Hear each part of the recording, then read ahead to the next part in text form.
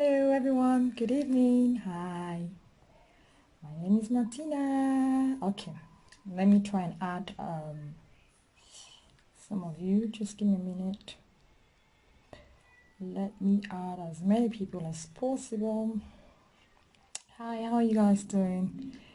I hope you all are doing fine. It's another day for the quarantine life. My God, I hope you guys are coping and you're staying healthy, keeping it real.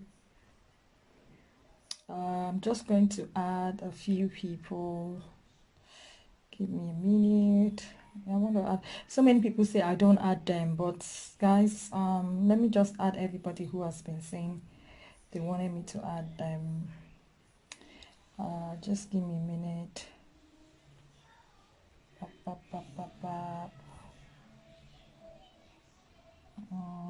Okay, guys, how are you guys doing? I hope you're doing okay. If you're watching me, hi, how are you doing? Joel, how are you? Good evening. Thank you for watching. Today I'm going to be talking about something that is within my domain.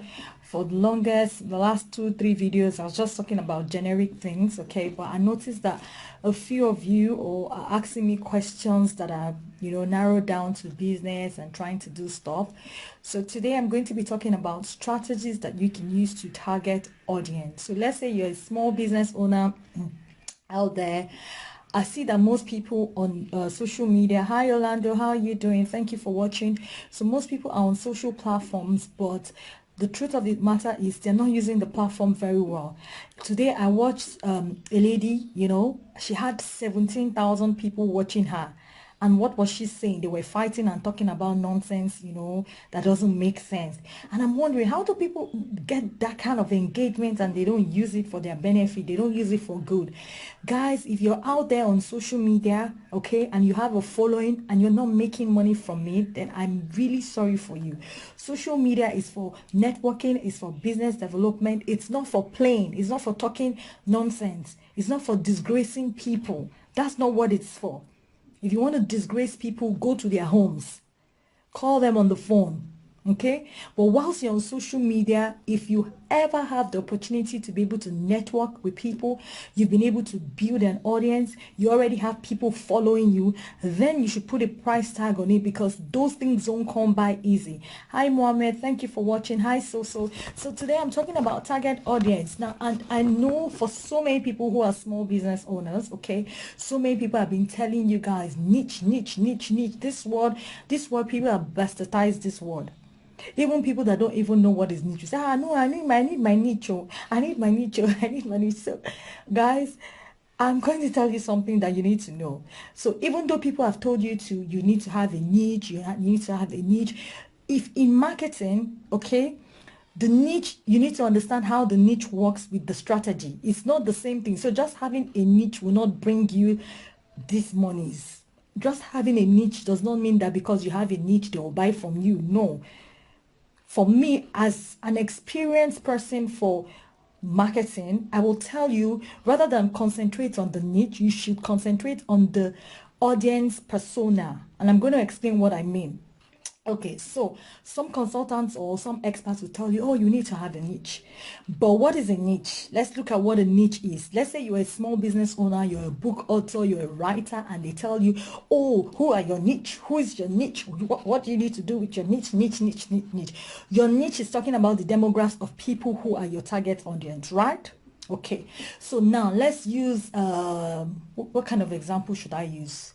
Okay, let me use like mommies with babies. Okay, so let's say you have a baby product, you are a seller, you're a small business owner, and this example goes for any industry. Hi Olumide, hi Vivian, hi the prettiest queen. I'm talking about your target audience, strategies that you can use to get people to look at you, people to work with you, people to buy from you. And I'm also going to tell you how some little tips about working at home. So I'm telling you that the first thing that everybody talks about in terms of marketing and strategy is for you to target an audience, and they call it niche. They'll tell you, oh, you have to have a niche, you have to target. And I'm trying to explain that having a niche is just you having a demographic of your audience, of your target audience.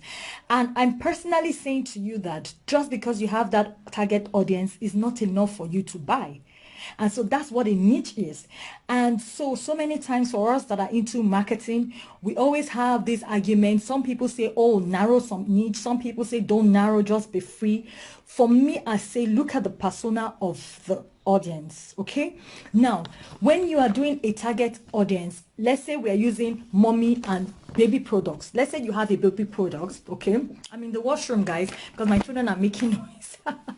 I had to come to the knockroom. So I'm also going to tell you guys why I'm in the washroom, because it's part of the work at home tips. Okay. So, as I was saying, Olumide, you're watching. Guys, you're watching. So today you're going to have to ask me questions if you have questions, especially if you're a business person. So let's say you have a baby product for children and your target audience is people, mothers that are from 20 years old to 45 years old. This is your target audience. You're targeting mothers that are from 20 to 45 years. So like you're targeting generation Y as generation Z or Y and Z mothers, right?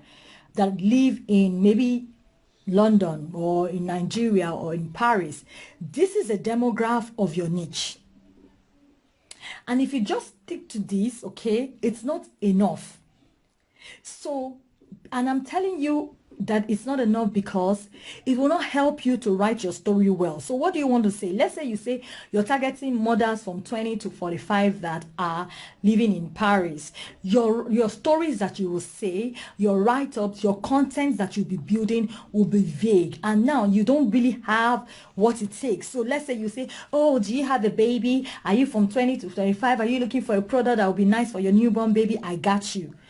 But you're not really speaking to them. Whereas if you concentrate on the audience persona, okay, now you're going to be triggering the behavioral pattern of the people within your target audience. This is the difference. So you now look at it. Mothers that are 20 to 45, what kind of mothers are you looking for? Are you looking for the mothers that are stay-at-home mothers? Are you trying to talk to the mothers that are from 20 to 45 that goes to work? Because the messages are not the same thing. What you'll be saying, do you understand? So if I was going to market to parents mothers who are at home, I can just say, oh, are you tired and stressed out from carrying babies up and down and having no sleep? Buy so product, it takes out sleep from your head. This is how I would say that. If I was talking to mothers that go to work and they need a product, oh, don't want to bother packing up anything because you're going to go late to work, take this product and easy peasy lemon squishy. You see, the messages are not the same thing because these two people, they have their different patterns, okay? So you're looking at their behavioral patterns. You're looking at how you can trigger what will make them buy from you.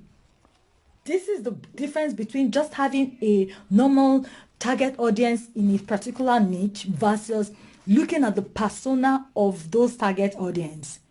And so secondly, you want to write things down about them, okay? So you're looking at their age, you're looking at their gender, okay? You're also looking at location. Location is very important. People don't put location into place. I hear a lot of marketers or marketing experts, when they are talking, they'll say, oh, you have to do this and do this. Okay, so I've seen so many people that come to market products to me. Hello, you need to consider my location. Don't come and market just because you heard I just gave birth to a baby. Okay, you're now marketing ice cube whatever to me. They don't take light in Paris, for heaven's sake, even if you're owing rent. So I might not need that. So you now coming to me every day, sending me messages every day, even if your content is good, I most probably will not buy from you. That's because if you put my location into consideration. So even when you're doing your targeting on Facebook, when you're doing a target ad, these things you need to put into consideration. Don't just target everybody. You need to be sure, who are you targeting? If your product is not for people that are living overseas, then don't add them because it narrows down. So let's say you are on Facebook, you're trying to do a Facebook ad, okay? You have to narrow it down. Whose location am I looking for? Am I looking for only Nigerians? Am I looking for only Lekki people? Don't just say Nigeria, everybody in Nigeria. If you do everybody in Nigeria, okay, and you have $100 or £100 for your ad, okay? it will zap out quickly. So let's say Facebook is going to help you go to 1 million people. You might also meet people that are not within the target audience persona that you're looking for. Maybe your product is 200. People that are living outside of Lekki, they might not appreciate you. Yes, there are some people that want that product. I'm just giving you an example, but the possibilities of having a lot of people wanting that product is slim. You want to narrow the location to who are the people that need this product. If your product is a high-end product, target the high-end people. Be specific about it. Don't just say, hey, you know, there's some rich people in first circle, so they might want to buy. Yes, there are some rich people, but in marketing, you are better off, excuse me, you're better off putting all your target location. So let's say you are targeting people in Lekki, right? If you do a Facebook ad and target only people in Lekki or only people in phase 1, your 100,000 or your $100 would go far. So instead of having 50 people, okay, or 10,000 people across the whole Nigeria, if you focus on Lekki, you can afford to have 500,000 people in your space because you have narrowed it down as per the persona, as per the kind of people that you're looking for. Another one that people don't look at, a lot of marketers don't talk about it, is the current life situation of your target audience. What is their lifestyle like? What do they like to do? You have to put this into the strategies that you're using for your marketing, for your content. For instance, Lekki women, they like packaging, they're the type that like their children to be prim and proper. So when you know that about them, okay, the ones that are in mainland, they're very conservative, okay? It's not that they don't like good things. When I wanted to do my summer program, okay, I wanted to do a specific program for women. And when I was sending out my email marketing, I had to do the demographics. And what I noticed is, since I live in Lekki, I wanted them to come to my estate for like a play date and all those kind of things. That was the kind of email marketing that I do. So many things I don't do on my platform because not everybody on this platform is my target audience. And when you're in my masterclass, you will learn that. But just to explain what I'm doing, I ended up changing the date. I wanted it to be in August, but I ended up changing the date to sometime like maybe April, May. Why did I do that? Because I know that my Lekki women, most of them are traveling overseas with their children. Most of them are traveling overseas with their children August, September, or July, August. A lot of them August. So it was so spare. Some of them will travel at the end of August. Some of them will travel, you know, in August. And, you know, so you have to know this information. So if you know the current lifestyle of what they're doing, then you need to know what is the circumstances. What is their financial capabilities? These questions are important to know. It will help you for your pricing. So let's say you are a product or you have a services. For me, I have different products, okay? I look at the demographics of who are my target audience. So for me, I'm targeting entrepreneurs, people that are just setting out. Those people, when I'm trying to teach them, you can see me charge them very low. And there are some certain of my products, maybe somebody needs business plan or whatever, I'm charging them very high. Because I know that, okay, this plan is the foundation of your business. So these are some of the things that you need to put into consideration. If you make a list, you start to narrow this down. That way you can understand, who am I really targeting for my business? Don't just do generic targeting. And even though you get results that way, the results that you get will not be as much as if you do it the right way that I'm saying that you should do it. Do you understand where I'm coming from? So you look at the financial status. Another most important thing that you should look at is their motivators. What motivates these people to buy? For example, with mothers, what are mothers? Mothers want their children to have the best. So if you're selling children product, anything that will make a mother or a child to look good, to be happy, mothers are motivated to do that. If you come to me now, let's say you're selling a product. And that product is, let's say, biscuit. Someone who is selling a pacifier, okay, like a pacifier, yes. Someone who sells a pacifier will sell more, okay, if his demographics are tiny babies than biscuit. So yes, children love biscuit, but if you don't know this information, if you don't know the motivating factor as to why that demographic is buying, you might be doing. So a biscuit company will just say, oh, this biscuit is very good for babies, for children. I love this biscuit. Buy it right now. Get one, offer 2 free. And you'll be wondering why some mothers are not buying. Those mothers that are not buying, if you check their motive within the demographics and their persona, you will notice that their babies don't have teeth, so they cannot eat that biscuit. So you see that the person who is selling pacifier at that smaller age, or a teething ring, will be making more money and more than that person who is selling biscuit, and they are competitors. So you need to know, okay, biscuit, I'm going to start biscuit from the age of 3, because that's when all those children throw tantrums and they need the biscuit more. How am I going to make it for the person? The biscuit of a 3-year-old, the packets, the wrapper, the words, they're not the same thing of a biscuit of a 10-year-old. There is a way the biscuit will be too colorful, they don't eat it. Like my 10-year-old, she will see all these doll baby. She will say, this is for babies. She automatically, she has not even eaten it all. She does, no, mommy, this is for babies. Just from the packet alone. So you, when you're doing your marketing, okay, these are the strategies that you need to put in place. You need to be specific. What is the motivator of the person that I'm selling to? What will make this person buy from me? You need to have that information. Another thing that people don't understand, okay, which is something that if you focus on the audience or of the target audience persona, is the fact that you can have different personas. And for me, this is the strength that I have in my business, because for me, I have different products in my business. So I have businesses for people that are looking to start their business.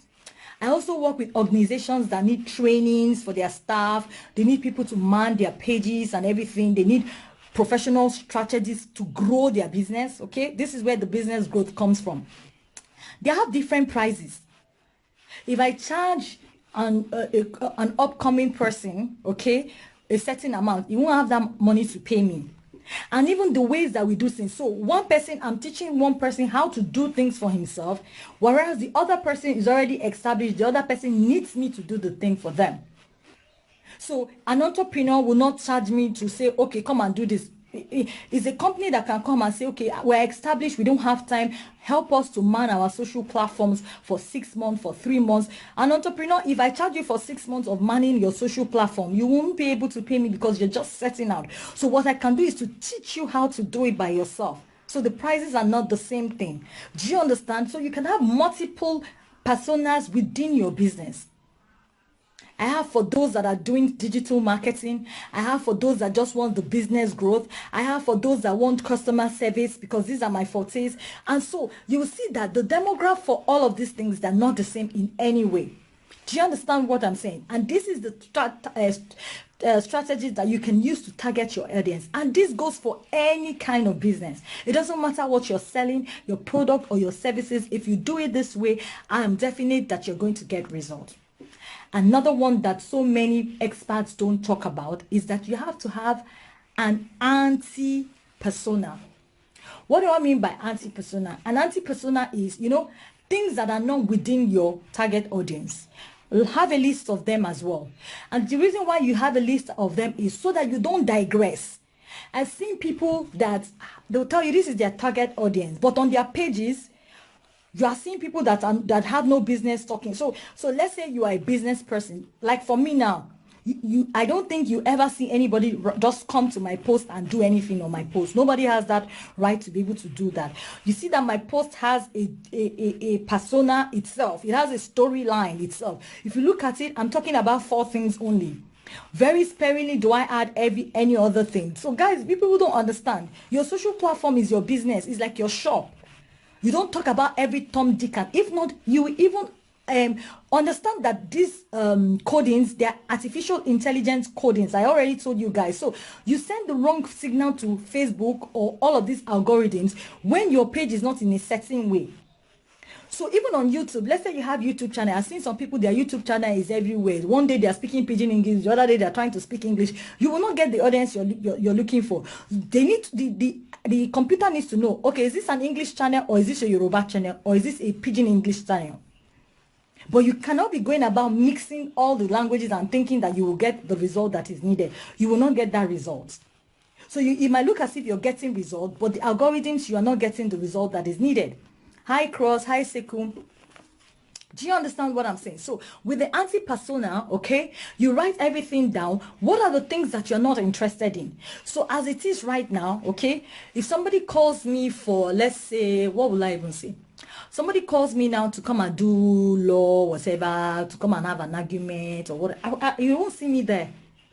because I'm not interested in, that's not my target audience. You won't see me talking about what is happening in the law court of anywhere on my page. No, if I'm in a beer parlor or wherever I want to go, I can discuss that there.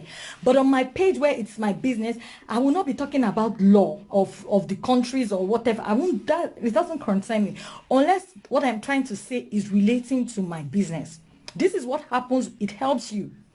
If somebody calls me to come and do something, that's why it's not all opportunities that are good opportunities, because it will change the persona of what you're doing within your business. So you stick with your business. That's why I tell everybody, if you have a business, you must have a business plan. If you don't have a business plan, your business has not been built on the foundation. Even if you're doing trial and error, do it on the business plan level. Have a plan.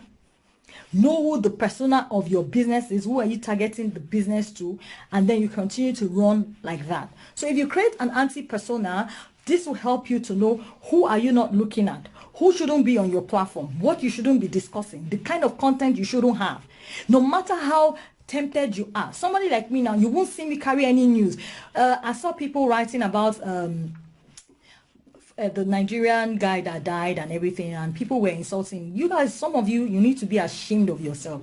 How can anybody in this world be happy that somebody has died and you insult the person in death? That means you don't want to live as old as that person. These leaders that we insult and insult and insult, guys, you need to understand. If you understand that life is spiritual, there are certain things you will not be doing. Some of you insult these people and your life is down. You are saying an old man that is as old as 70, 80 years old. You are saying it will not be better for him. You are just 40. You have not even reached the you better pray that you reach 80 so that people will be saying nice things about you. Yes, we understand that they're not doing what they're supposed to do, okay? And that's not to say that you shouldn't talk, but I'm talking to business people. If you are a business person, you have no business talking about your anti-persona on your page. Just imagine you paid for your shop in Lekki or in London or in a street of Paris, in Champs-Élysées. Will you allow your shop, in your shop you sell clothing, high-class fashion. Will you allow a lady come with 5 dogs and say, oh, can I just put my dogs in your shop? I can give you 50%. Even if she's giving you 80% of the money from the dog sales, would you allow that person sell dogs in your shop in Champs-Élysées or in Banana Island? Absolutely not. It's the same thing online. It's the same thing on your social platform, for your product, for your services. And guys, don't get me wrong. Even if you have a business page, I've seen some people say, oh, but it's not my business page, it's my personal page. Guys, marketing these days, branding these days, your brand is you. You are a brand. Your business is also the brand. And I told you people, branding is not your logo. It's not the scheme of your stuff. I already explained that. If you don't remember, go back and hear what branding is. Go back to my previous post. If you understand that branding is everything about you, both the way you talk, the way you look, the way your business is, the way you treat your staff, everything is branding. Branding is a perception of what people think about you, what they think about your business. When they hear Mark Zuckerberg, when they hear Facebook, you just say Facebook is a platform that is good. Even the guy is humble. That's branding. You see so many people, they will go on Facebook even just because Mark Zuckerberg is a humble person. They will sign up because of that. All these are our olden days parents. They don't know how to use the platform, but just because the guy, they watched it on TV and he was so humble and modest, just say, I'll just try and join Facebook. The guy is so nice. That's branding. And so if you understand that, you cannot at any time be talking about your anti-persona on your platform, because you're sending mixed algorithms to the back. You're also sending mixed messages on your shop front. This goes for people that have products or services, whether you're into entertainment or not. Even if you're in entertainment, focus on your focus. You can't be in entertainment. Today you're doing comedy. Tomorrow you're not talking about somebody that her breast was open. What is your business? It shouldn't be on your business, on your platform. You want to talk about it, stay in your closet with you and your friends, talk about it. But don't give people the wrong brand about you, because you are the brand. Your business is the brand as well. So you have to be careful for nothing, because people are watching you. Guys, every time I do a video, I get a client that did not comment for my page. In fact, yesterday a client came to me, okay, and I'm sure he might be watching, because these days I don't see. So you know, when you're watching, you're doing a video, you see that only 4 eyes are on you. There are not 4 eyes, I'm telling you, there are more than 4. Because I'm counting. Okay, Cross is online. Esther, Minister Esther, God bless you. Angie is watching. In my mind, I'm thinking, okay, it's 4, it's 3. It's not 4, it's 3. It's like millions because you're on the platform. People can just breeze in. Who is this? Oh, this thing she says makes sense. And they'll breeze out. So imagine that your business is your platform is your business page where you're talking about nice things. Today you're talking about how people can do marketing. Tomorrow you are insulting the government of your economy, of your country. It shouldn't be your business. If you are so angry with them, okay, go and do a protest. Go there, take a placard, write a letter to the president. But don't insult them on your platform, especially if you're on the social platform for business. If you're not for business, don't worry, I'm not talking to you. If you are just using it for the fun of it. But if you have the engagement that you have, and this is to you Nigerians, some of you that are micro influencers and you don't even know the kind of power that you have. You don't even know how to use the opportunities that you have. It's such a shame. If you are doing a live video and at any time you have more than 100 people watching you, my God, you should make good use of that platform very well. So you don't have any business talking about things that are not worth it. Any anti-persona on your platform is not acceptable. Somebody cannot just come and say, hello, there was somebody the other day say, oh, my baby, my baby. I'm like, who is this one? I don't even know you from Adam. I didn't want to embarrass the person. I went to the back. I said, come, do you know that it's very wrong social etiquette to be calling somebody your baby? For what now? What's that? He apologized and he deleted himself. I said, God bless you. Now, if it was another person would just insult the guy on the platform. My persona and how people must receive me must be in a good way. I won't insult anybody because I don't know that person tomorrow can bring me client. But I had to just borrow him sense in my back. I said, see, you can't be doing this kind of thing, eh? It's not acceptable. And I can screenshot the message I sent to him. From that day, he has not called me baby again. Because you don't know, people are watching. Somebody say, maybe this guy is always commenting. Maybe it's his boyfriend. You are careful for nothing. As much as you're careless about what people think, you also need to be careful for nothing. So you don't give anybody the permission to come on your shop front to do betis, to sell whatever they want to sell, and then they get the hell out. Because if you understand the power of social media, you will be using it rightly. Do you understand what I'm saying? Okay, Mr. Esther says you are right, sis. Thank you, mommy. I appreciate. And then another thing that people don't do is they don't ask their they don't ask their audience questions. When you ask your audience questions, okay, for me, most of my audience, to be honest with you guys, as much as I love you, my Facebook families, my major contributors of my life, they come from my email marketing, from my LinkedIn. The results that I get on Facebook are not as much as what I get from LinkedIn and from my email marketing. And this is the truth. And so I'm even using this opportunity, guys. From tomorrow, I'm going to do like a real clean out of I'm going to wipe out my Facebook page, this personal page that I'm doing this video on. If you know that you want to be on this page, you want to continue being on the page, please make a comment on this post, send me an email or your email or whatever. If you're not doing this, I'm going to delete you. Do you know why it's important to delete you? It's not because I don't love you. I need to put space for the people that will be bringing money to me. This place is my shop. I don't need anybody occupying space. As much as I don't want to delete you, I need to delete you and put the right people. There are so many people that want me, but they don't have space to come in. And you've been on my platform for 3 years, no hello, no hi, no like, no post, no whatever. I'm removing you unapologetically. Before I go speak grammar, I will not apologize. I will delete you like a bad habit. You go somewhere else. When you need me, you'll find me. And this is what everybody should do if you understand what your platforms are all about. Go and follow me on my like page, no problems, because that one I can take as many people as possible. And guys, as much as you have your business page, you know that you get more engagement from your personal page, especially if you don't have money to do adverts on your like page. That one, now my class people I go follow talk. If you are in my class, Minister Esther, I cannot even remove you from my page. Can fear allow me? You that you're a woman of God, that you are blessing my life. Why I go remove you? No, now the people that I'm talking about, they know themselves now. No, you are too precious to me. You're so precious to me. How are the kids? I hope they are fine. So you ask your audience questions. Why are you asking your audience questions? Even Minister Esther, even you that you're a minister of God, okay? Sometimes you need to ask your audience questions. Ask them questions of what topic would you like me to tell you? Because most of us that are selling, that are giving out knowledge, Sometimes we give out the knowledge and these people are not interested in it.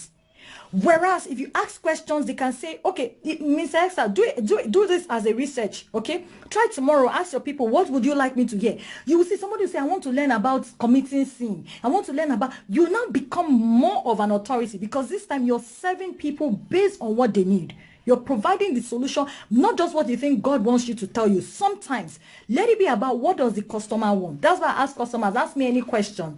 In my email marketing, I always do like some days, one time in a month, I'll say, okay, I'm going to answer your questions. I'm going to do live videos for your questions. I do that for my email. Those are on my email list. Okay. Yes, you ask questions. Martins, even me. Hey, my darling, how are you? Hey, Martins, a long time. Oh, my namesake. What's happening now? Hey, please let us just after this video now. I've not just stayed with you since Goags. Hey, it's a long time. Oh, how are you doing? It's so good to see you. And this blue jacket fits you very well. You can do shakara. Okay, so ask your audience questions, okay?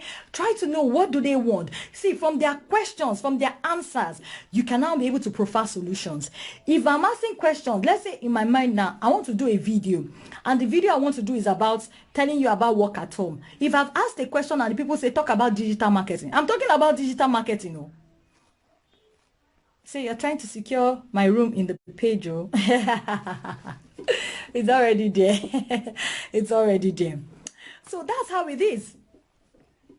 If you ask them questions, they would answer you, and then you use the answer. That means that is what they need, and then you find a solution to their problem. You're able to solve the problem for your products or for your services. For some people, like anybody who comes to me, like people who come to me from the scratch, okay, I make them out before we finish the business plan. I make them start doing their social media posting. Why do I do so? So that the audience can be a part of it. So even before we do the logo, we ask questions with the audience. Oh, do you want blue or yellow? Sometimes my clients used to be angry that, no, I want to do blue. I say, no, let's carry the audience along. Sometimes the audience will say pink, yellow, green. I said, so if 100 people are telling you pink and you decide to use pink for don't you know what that means? That means that they feel like a part of your company and you have more say. Some of them, when they now finish, the audience will now praise them. They put in their price. They start selling their product. You see them, because your first 100, 200 clients are they are your stay put clients. Your first 100, 200 followers, they are stay put. They don't move anywhere. Especially when you're just starting your business. Those are the people that will stay with you ride or die. Because that's when the organic, you've not started doing paid ads. That's organic flow. That's why it's easy for me to know my first 200 people. So when you come on my platform, I say, I've not seen this face. I've not seen this face. Because I legitimately know those people that have been following me for years. I know them. Even if they come in once in a while. But once you come here, I know when you are new on my platform. I already know. So this is how it is. Then the final one is to target their persona. So you are now targeting. When you've already put all of this list, then you can now do a target. You now know the exact thing to say to the person at the right time. Now your tone in your write-up, your stories that you're saying has to be relating to them. You can't be telling a mother who is going to work and saying, or let's say you're selling a product, okay, food product, and you now say, a good stay-at-home wife always have Maggie. You think a woman who is not staying at home will buy Maggie from your hand? So I'm not a good wife. Well done. It's because you know the persona. That's why you cannot use some certain choice word. Some people, their graphics is nice, but their choice word does not fit with the demographics of who they are selling. That's why nobody buys from them. Even when you do a sponsored ad, there was one influencer, he did a sponsored ad. That ad, I'm certain he will not make so much money. Because what he wrote, people started blasting him. He's paying for it, but they were blasting him. Hey, well done, now you know I'm passed. So you cannot be saying a good wife always have Maggie at home. And then you are targeting mothers of 20 to 35, working mothers. Working mothers will not buy from you. It's stay-at-home mom that want the ego of, oh, I'm a good wife, I'm not doing anything, that will buy Maggie from you. Someone like me, I won't buy from you. I'll say, okay, well done. I will not buy your product. And as they're not buying from you based on your consent, they're also using word of mouth to spread. This is why when so many advertising companies in the US, big companies, they'll just do one thing, say one racial comment, the thing don't go down, their price, their marketing will decline. This is the mistake, just one small mistake, that it was unintended. Maybe they gave the job to one new intern. That one did not know now. You just write one stupid thing. Ah, black people are not nice. Hey, you don't enter wahala. Look at this coronavirus of the French, whatever, French scientists that he said black people, whatever. It's not the, even if you use Google, but the understanding of what people had already told him already changed. People blasted the scientists, but really that's not what he meant to say. Language barrier played a show on him, and then the intent of what he said. And I'm not supporting him, I'm just making that as a reference. So you want to say that ad, maybe you don't mean it that way. You just want to get every mother, every woman. But if you know the persona based on all of these things, you will know how to use the words. You even know the right things to say. Are you a working mother? We don't judge you. We know how difficult it is. We support you with trying to run your business from home. That's why for the kids, don't beat yourself. Just buy this lovely cooler and you're good to go. It makes the food hot. It can also be warm. It can this and that. And you're sure every day, every time your children have all the best food according to what you want. Something in that nature. I'm just giving you an example. Of course, I'm not going to tell you how I do it, but I'm just showing you an example. Now, a working mother can say, thank God, though, even advertising company know how stressful it can be. They will rush, and then word of mouth. When you know the persona of your target audience as when you're trying to market your product to your target audience persona, it also transfers word of mouth quickly. Because they can just say, do you know, have you heard of that baby product that is good for this? It's the people that are buying from you that will be doing the word of mouth based on the storytelling patterns that you've used for your sales. So I hope you guys understand this. These are some of the strategies that you can use. If you want to know more, of course, you are coming to me. It's for paying. But this one, I think that I needed to clear the air because I hear so many people, even when people come to me, they'll say, I want to just know my niche. I'm like, your niche is just a demograph. That is easy. That one, I will tell you in 1 minute. When you are telling me what your business is all about, I'll tell you, I don't need to strategize on your niche. Where the strategy comes in is when you're targeting a persona of your niche. Then the strategies can come in. So I hope those of you who are coming to me, you know you're not coming to one kwekwe that is Googling and pasting. When you come to me and you request for strategies, these are some of the things that I'm going to be working out with you. I'm not copying and pasting. I say, I now search business people in Guarimpa. And I say, okay, let us targeting demographics.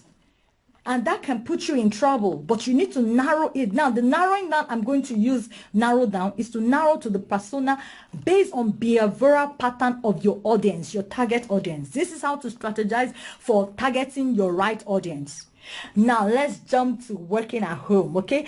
I try to mix so many things so that I can reach out to different people because I have stay-at-home people, I have entrepreneurs on my page, and I also have business professionals. So from time to time, I try to see how I can talk to everybody in the little ways. That's why my story goes from up and down, is discombobulated, but in a good way, because all I want is just one person. So even if it's one person from the business side that gets what I'm talking about, it's fine. If I get one person from the professional side, then it's fine. So now that everybody is at home, this is the best time everybody is, we are all sitting at home. For those of you that have been working, okay, somebody like me, this is my comfort zone. I've been quarantined for a very long time. In fact, since when I was pregnant with the twins, I've been working from home since that time. There is no place to put them in the crèche, so I'm forced to be at home with them. And I only just got my nanny like last month. So I think after the quarantine, I will think of what I want to do. But so far, so good. For over 1.5, 18 months now, I've been at home. Like literally, legitimately working from home. Even when I go to Nigeria, I'm working from home as well. Okay, so working at home tips. For some of you, you're very frustrated. There's one TikTok this thing that says I'm bored. There's one bored whatever. I tried to do my own yesterday, but it wasn't funny because it wasn't coming from my heart. I'm not bored staying at home. Okay, so I couldn't do the video. I couldn't figure out what to do. You know, I thought I'll do my face, but it didn't gel, so I left it. If you're finding yourself at home, okay, and you're working at home for the first time, or you're trying to learn, how do I do this work at home thing? How do I create something that I work at home from, and whatever. There are some certain things that you need to know to be productive. Okay, when you're working at home, whether you're just setting out or you're trying to set out or you've been doing it for a very long time, the first thing you want to do is to assume as if you are in a workspace. Therefore, you don't have any business sitting in your pajamas. You don't have any business tying wrapper on your chest and say, I'm working from home. No, you have to be productive. Have like a workspace. Like, don't imagine it. So you're not coming out with any kind of clothes. Now, like I told you guys, I am not an advocate for you are at home and you are all made up. I don't like it. For me, that's my personal opinion. Once in a while, I can put makeup here and there, but I cannot look at the time. How can I be? How can I have? See, for me, it just feels like you're trying too hard. So the same thing for clothing. Since I work at home, I just wear average clothes. I'm not going to wear, because for me, you guys understand, I'm like a freelance. I work on my own, right? And of course, I have my team, remotely and physically, people that work with me as well.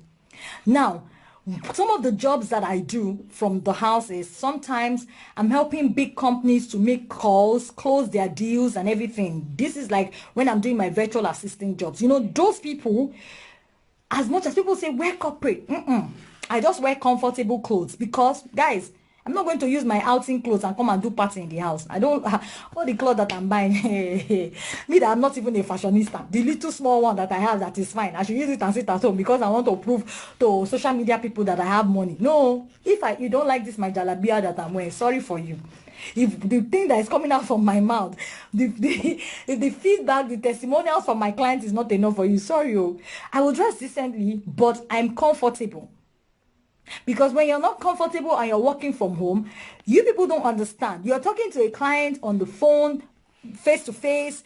They can sense things from your voice. People start to come up with different persona just from the way that you're saying. So do you know, as you guys are watching me here now, some people can just say, this thing she's saying is a lie. This thing she's saying is good. They can start making an assumption just from looking at me.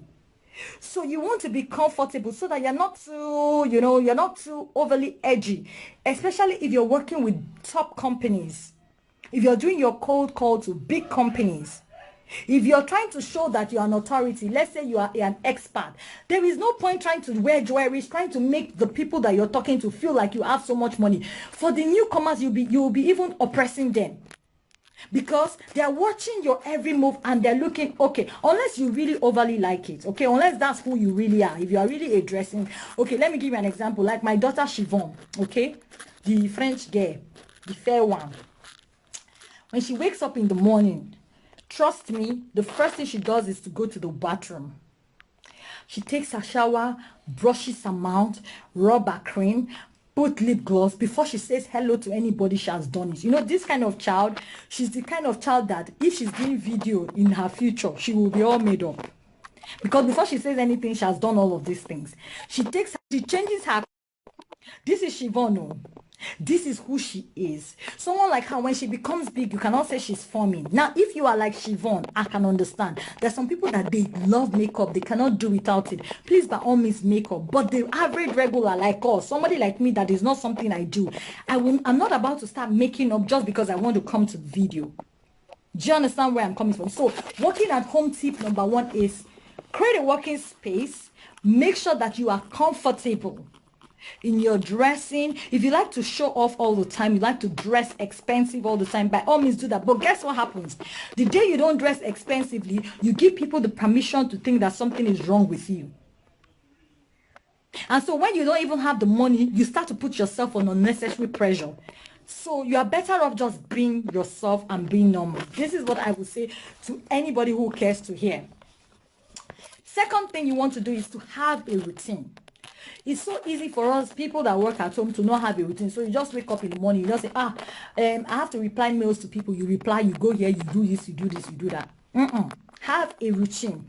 Even if you're just starting out, if you're just learning how to work from home, let's say you just want to learn, okay? In the morning, take your shower.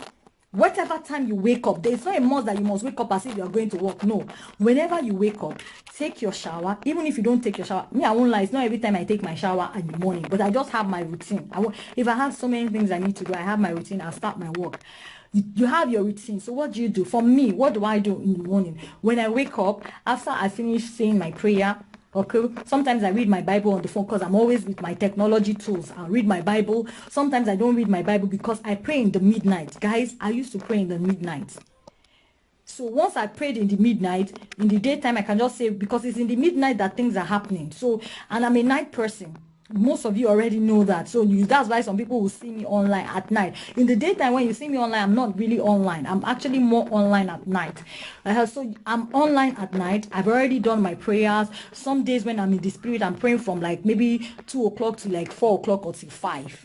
And then I now get ready for the children. Maybe by 6:30, I'll get ready for them, make their breakfast. They'll take their shower by themselves. They'll go to school by themselves. Before the next time that I'm waking up is 12 o'clock. So my day actually starts around 12-ish 1. That's when I start my day, because I'm sleeping around 5 or 6. Okay, example. Once I wake up, I pray. Once I pray, if it's on a day that my children is around, they will wake me up. We'll pray together. Then I can go and sleep back again. Okay, but once I pray and I'm ready, some days I take my shower. Some days I don't take my shower. Okay, but I go to my desk. I start to reply all the emails. I look at all the messages that have been sent to me. I first start with the emails. After the emails, then the next thing I want to tell you, people don't do is to have your top 5 things you want to do for the day. This way it's easy for you to execute them. Don't do everything at the same time. Don't be on your email, then you're trying to cook, then you're trying to wash your clothes, then you're trying. Focus on have a routine. So for me, after I finish looking at the emails will now help me to decide, what do I want to do? And that's okay. Today, I'm going to look for 10 customers. I'll write that down. Today, I'm going to finish the business plan I'm working on. I'll write that down. I needed to talk to my sister or whatever. I'll just write it according to importance. And I try to solve them one after the other. So I do the first one, I do the second one, I do the third one. In this time that I'm doing this thing, I am focused. Now guys, I'm particular right now. I'm living in a small house. Before I was living in a bigger house, but I had to change to a smaller house, not because of finances, but I cannot explain online. But now in my former house, I had my work desk, everything, blah blah blah. Here I'm using my dining to give myself a working space. I could create a working space. I also have a working space in my room, but I use my children's desktop, then I use their chair, whatever. I could also create more space for myself to have a workspace, like have my proper office, but I haven't done that yet because of the twins, because they are sharing their room, so their beds are in my room.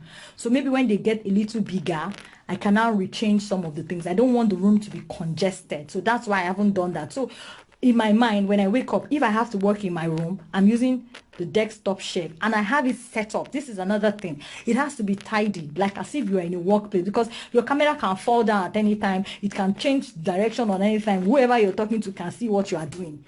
Now, because you guys know me and myself, some days if my house is scattered, I will leave it. You guys can see if it's arranged. But most of the time, like 95% of the time, I have it all tidied up when I'm doing my stuff, at every time.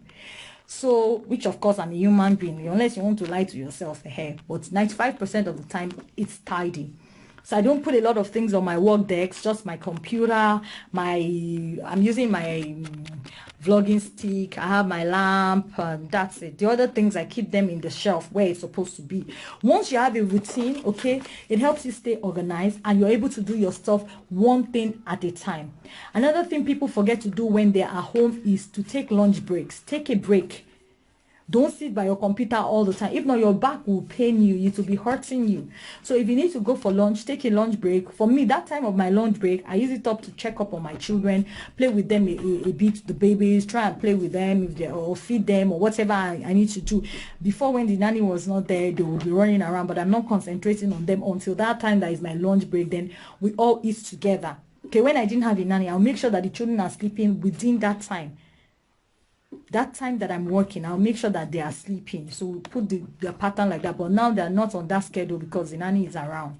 Okay, so make sure you take your lunch break, have lunch, eat.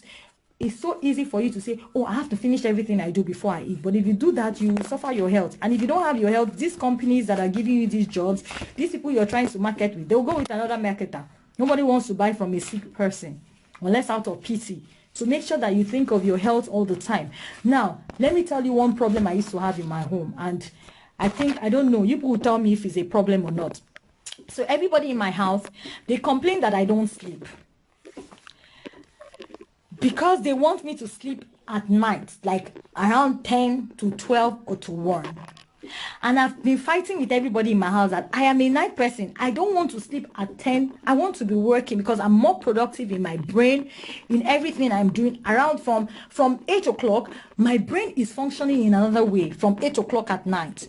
till about 5. My brain is sharp, my thinking is high, my emotional intelligence is top notch. Anything I'm saying to you from that time is, I don't think can wear well. And funny enough, I don't even drink or whatever, you know. So it's not like I have to take something or whatever. So my house people think that, oh no, you don't sleep, it's affecting your health. But guess what, guys? When I sleep from 5 o'clock, I still sleep from 5 to 12 or 1, which is the same 8 hours. So please, health practitioners, help me here. Is it a must that I must sleep at night, or do I just need that 8 hours of sleep? Because if it's that 8 hours of sleep, I actually do get more than 8 hours of sleep. Sometimes I sleep from 4 and I'm waking up at 2. Sometimes I'm waking up at 1. So please, can you tell me, help me if you're watching me. Is it compulsory that I have to sleep from 10 p.m. or 11 p.m. to 3 or to 4 or to 5 or to 6? Please, I want to know. Comment down below, because this thing has been causing a lot of fights.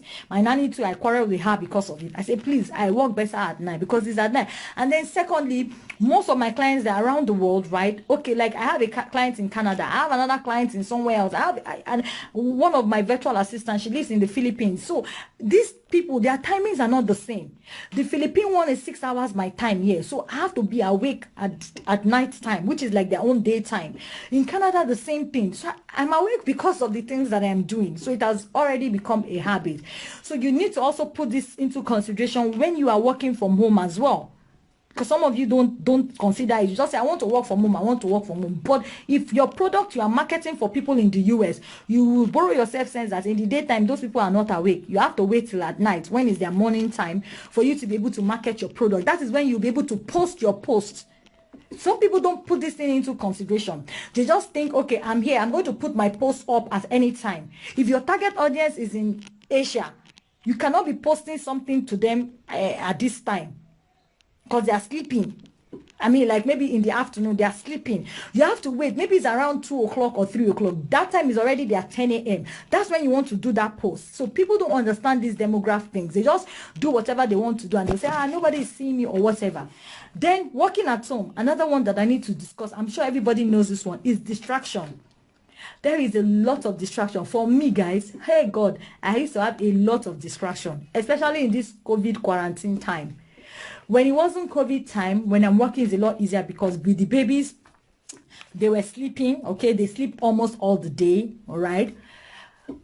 But now that there's COVID, okay, and then the bigger girls, they go to school and they don't come back till 4:30. Before, okay, so what I do is I register for them to stay in school all day. When I don't have a lot of heavy workload, okay, they can come home at 4:30. But if I have clients that are serious clients that have given me stuff to do, they come back at 6:30 to 7, sometimes 7 o'clock. So they're in the school, they eat in the school, they do everything in school. So imagine there's no noise, it's just me doing my work. But now that it's COVID, I will be talking on the phone with my client. My clients, forgive me. In fact, thank God for the sweet clients that God has blessed me with. They used to be very understanding. I'll be talking. That's when Siobhan will know that, mommy, I want to see who you are talking with. And they start to throw that tantrum. Remember, you have to be very, sometimes I feel like shouting, but sometimes I'll just give them one kind of eye like this. My client will say, don't worry, it's normal, I have children. I say, thank God. Well, I've not met any client that does not have children. So far so good. It has been so easy for me. But these are one of the things that happens when you're working from home. So first thing you want to do with distraction, you want to acknowledge that there is distraction. Okay, now you have to explain to your children what you're doing. Some people don't understand the intricacy of what you're doing. So for some families, just think, are you not on Facebook? No, I'm not on Facebook. I'm actually talking to clients. I'm busy. I'm actually working. So I explain to my children. My children are beginning to be very understanding. At least now when they see a client pay me money, they come. I'll say, come and see. Do you see where this client has paid me? Look at all the things that the client has told me to do. Look at how long it's going to take for me to do it. What will you do for me as my children? They say, we'll be understanding this one. And they try to be helpful. Okay, guys, please. My daughter said I should do advert for her. The next time that I do advert, if you're looking for a child voiceover artist, please, or a Digi Solution baby. If you have anything that has to do with commercials for kids, or you're looking for a child voiceover that knows how to speak so many languages, please come to my daughter. Please, she's 10 years old. She already has her resume set out, so she can send it to you by herself. I didn't help her. She's a resume queen. So she knows how to do that. So she says I should do an advert for her on my page. So I've done that. So I'll show her the video later because she keeps saying that to me. So if you want childish adverts, or not childish advert, you want a child to do like a voiceover or whatever, I'll show you her portfolio. She has done a lot of voiceovers, so we can always send in the portfolio as well. She has a personal email as well, so you can send that to her directly and she'll respond to you. Okay, that side is gone. Okay, so once you acknowledge that there is a distraction, okay, address it. If it's distraction from your kids, let your kids know what they're doing. If it's just the distraction from you, maybe you're watching TV, you're listening to music. Guys, you can't be working from home and you're listening to music. I know some people say, oh, listening to music helps them, okay? But once you see that you're not doing the work, you're listening to music more than the work you're doing, then you need to turn off the music set. Do you understand? So focus on your focus. Make sure you're working at the time you're supposed to work. Acknowledge that you have that distraction, then try to address it so that you know how to manage it. If it's kids, let them know. Put your time in. When is the time that you work? So for me now, when I wake up at 12:01, okay, I work with my children. I work with my clients till 7. Then I have a break time, okay. Within that 1 to 7, I have my lunch time. I choose my lunch time anytime, but there's another 1 hour within that time. From 7, I'm not doing anything. I'm playing with my children, trying to fix them dinner or whatever. Then 10, I used to have classes at 10, like my master classes. Most of them are by 10, 11, okay. So from that 10 to 11, I'm busy again. Then I'm free for like 12, 1, you know. If they're awake, I'll play with them. Guys, some people are not very realistic people. They try to act very prim and proper. I've already told you guys, it's not every time my kids sleep at 8. Sometimes you see them, they're awake 11, 12, 1. This is because we're not going to school right now, so they're awake. And even when we're going to school, they go to school at 8:30. Their school is only 1 meter away. So they sleep till 8:20, sometimes 8:10. And they wake up, they dress up, eat, and then they go to school. So they have to go to school 8:30 to 9. They should be in their school. But Charmaine has to be in her class by 8:35. Do what works for you. Your family needs you, but they need the cash the most. Work whenever your brain is active. They might not understand now, but in time to come, they will surely understand. Thank you, Jojo. I also believe so too as well. No, but even where I'm talking from, no, my family, they're very understanding of it. But what they're complaining about is, you know, I told you guys I had high BP, so they are more concerned that I should be sleeping at night.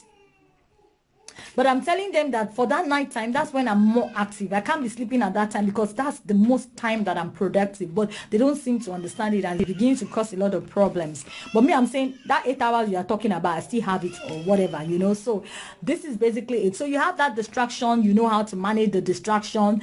I've talked about how you need to design a workspace. So make sure, even if you don't have, some people, they don't have the guts to say their house is small. They like to create a persona, okay? So for those of you that will not talk, let me help you. Even if your house is a cubicle, create it in your mind. If you need to use your kitchen work desk, use your kitchen work desk. If you need to use your washroom, use your...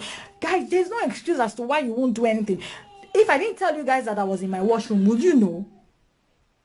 You can hear my kids crying. That's because some of them, 2 of them are in the living room with the nanny. The other 2, they're in the room. Another one is here. They're just moving up and down and they're distracting me. I have to come to where I know that if I lock myself, and in France, our doors don't have keys. Most of our doors are so they can always enter. Mommy, my mom is paining me. Oh, my dress is fine. Do you like this color? Hey, mommy, do you love me? Mommy, you have not kissed me my bisou today. They come for different reasons. My daughter, for some reason, is at the time I'm doing my video, she wants a kiss. Mommy, you forgot to kiss me. You told me you would kiss me 10 times a day, but I've given you 8. You cannot just afford to wait. You can't afford to wait till after the video, so I can give you the remaining 2. No, it's that time of the video or the time I'm making my call. Sometimes she'll say, Mommy, that voice that is talking on the phone, that looks like Auntie Linda. I will just look at her, and the client is saying something important. I'll say, Auntie Linda. No, it's not Auntie Linda. And it's on I'm on a video call. Maybe I'm having like a master class for the client. And this client that I'm talking about, maybe they're not even my direct client though. So you need to understand what I do. Some of the clients are companies' clients. If it's my own client now, I know that, okay, yes, what's come to us, I refund you your money. But when it's somebody else's clients, somebody else's client that they've given me work to do as if I'm working for them on their behalf, you're not asking me that kind of question. All the whole life story, they will know. Hey, I'll just look at my daughter like, I say, no, it's not Auntie Linda. Hey, really? Let me see. Oh, children can embarrass somebody, but I've gotten so used to it. So I also, another thing you need to do is to take permission from whoever you're talking with. So even if you're a business person, let them know that these distractions are there. Oh, excuse me, sorry, I have my kids in the home. This is the COVID period, just in case they come out at any time. For my clients, they're very understanding. Oh, no worries, it's everywhere, you know, it's like that. Sometimes they're crying uncontrollable. The client will say, okay, can you just pacify the child for a minute and call me back? Then when I drop, I'm not giving them the shot. Can you guys understand that I'm working? This is how I do it, like literally, guys. I will not even hide. Guys, I'm working. I've told you people. This is where the good day money comes from. I'm shouting. It's okay, mommy, I'm sorry. And my kids, that's the kind of people that when you shout at them, it's like you're punish them or you're hitting them so hard and they start crying. I say, no, don't cry, just understand. Go and sit in one corner, you know. And that's why when I take vacations as well, I take the vacations properly. And they started. What is it? Jenny. Which Jenny? That's you, Siobhan. See, exactly what we're saying. Siobhan, if I handle you, you'll find yourself in Imo State. So guys, this is it. These are my tips for working at home. Okay, this is how you can work at home. I've talked about the most important things for me with working at home is having that routine. Okay, having your top 5. I call it my top 5 method. Write out what are the top 5 things you need to do and stick with it. Do one, finish one, go to the next one, finish the next one, go to the. So if you say I'm going to look at emails, I'm going to do a business plan, I'm going to do a research. Don't start email research business plan. Now, guys, for people who work at home like me, if you look at my desktop, I'm opening like most of 10 or 20 things on my dashboard. And sometimes people don't understand it. I'm using so many tools. I'm doing, okay, maybe I'm handling like 10 people's social media posts, okay? And then I have to, if I put on my 5 top lists that handle, okay, or update social media posts, it then means that I have to open all social media platforms, my own, the ones of my clients, the ones of the clients, you know, and then I'm going to have to update them across all boards. And for me, since I'm doing original content, this can take me another 3 to 4 hours to just update the so depending on the days, if I have so many social media these things, even though I'm using tools like Hootsuite, you know, and all those kind of things to update them, I still need to make sure that the stories are whatever, and I can do that for the week. Maybe I plan that, okay, I'm updating the platforms today, Monday. I will do the update for 5 days. So I'm going to have to do like 5 posts, or some people, their contract is 3 posts a day. Some people is 2 posts a day across social platforms. You understand what I'm saying? So this is the task I will do. I will not leave that and go and be researching. No, I will just focus on posting things on that, on all the platforms. When I finish, I now need to do research. Everything research related. Research for myself, research for the business plan I'm working on, research for my clients. I'll do all work related to research. The third one, chit chat with people or make phone calls to clients or say thank you to clients. I start calling the clients I need to say thank you to one by one. So it's according to what you put, but make sure that you have a top 5 according to priority so that you don't. So if you achieve that, fine. Some days I'm not able to finish the top 5. Some days it's very, very hectic for me. Okay, like now my computer crashed, so I'm having to do so many work again. I have to do so many things all over again, and it's really annoying, but it's okay. So that's it. I hope you guys enjoyed today's video. If you did, like it. You always know where to come to meet me. Come to my inbox. If you have any questions, let me know. Jojo, thank you. I appreciate you. Ben, thank you for watching. Everybody who has contributed. Oladapo David, thank you for watching. Monday, thank you for watching. Gloria, everybody, I appreciate you guys. I don't take your time for granted. You know, it's a privilege to have you guys watch me. And I say thank you as well. Okay, guys, if you have questions about marketing, your strategies, of course, your business plan, you want to do a business, you want to work from home, you want to know where I get all the clients that I get from. I know most people tell you Fiverr, Upwork. There's so many other platforms. There's so many other platforms. And most of these platforms, they have their requirements, their criteria, and all of those things. Guys, this is why free things are not good. You know, as much as I'm giving free content and they're valuable, when you pay for them, you get more stuff. You get more stuff. I can't possibly say everything that I know on the platform, but as it is, I have to always give you guys value as well. All right, Minister Esther, I appreciate you. God bless you for watching. Oga Martins, thank you for watching. Please come and gist with me. I have not gisted with you in a while. And everybody, Igwe, thank you. Stephanie, thank you for watching. Uncle Andy, thank you for watching. How are you and yours? How are you guys doing? I hope you people are doing well. Cross, thank you. Seku, Constance, baby, how are you doing? You're going to get good news from me this week, hopefully, by the grace of God. Constance, I'm giving you the message, but I'll talk to you in the email. I'll talk to you on WhatsApp. Onyeka, thank you for watching. The prettiest queen. Mwah, you're one of my best people. I love you. Thank you. Vivian, thank you. Olamide, Muhammad, everybody who is watching, thank you. Over and out. Guys. Hello guys, hi, thank you for joining in. Good evening. If this is your first time watching me, my name is Martina and you're welcome to my page, to the Q&A section. So I just thought about it. I was thinking of what I was going to do today. Hi, thank you for joining in. Cable, hi April. Did I pronounce your name well? Hi, how are you doing? Please drop your questions. I'm having a Q&A session. Hi, Adewale Shobwale. How are you doing? So I just noticed that I have never ever done a live Q&A before, as in like live, like with everybody. I've done that in my private groups where I handle, different things, but live, like one-on-one to people that don't really know me, I have not done it.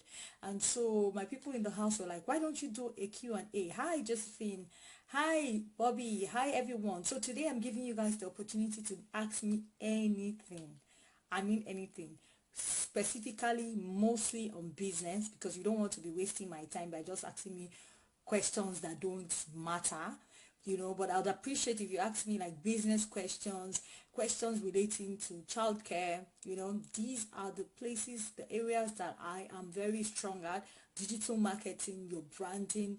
Today is the time for you to pick my brain, so welcome if you are here. So when I put up that question, I put up the post that I was going to do a live video, I immediately got a question in my email. And then my house people also asked me a question, and so I'm going to start with that as well. Okay, Afalami Damilola, thank you for watching. You can ask me anything that you like to know. My name is Martina. I'm starting first.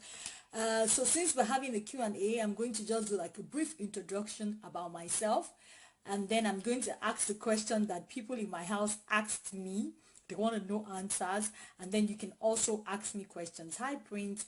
So I am Martina, and I am the last child of my parents.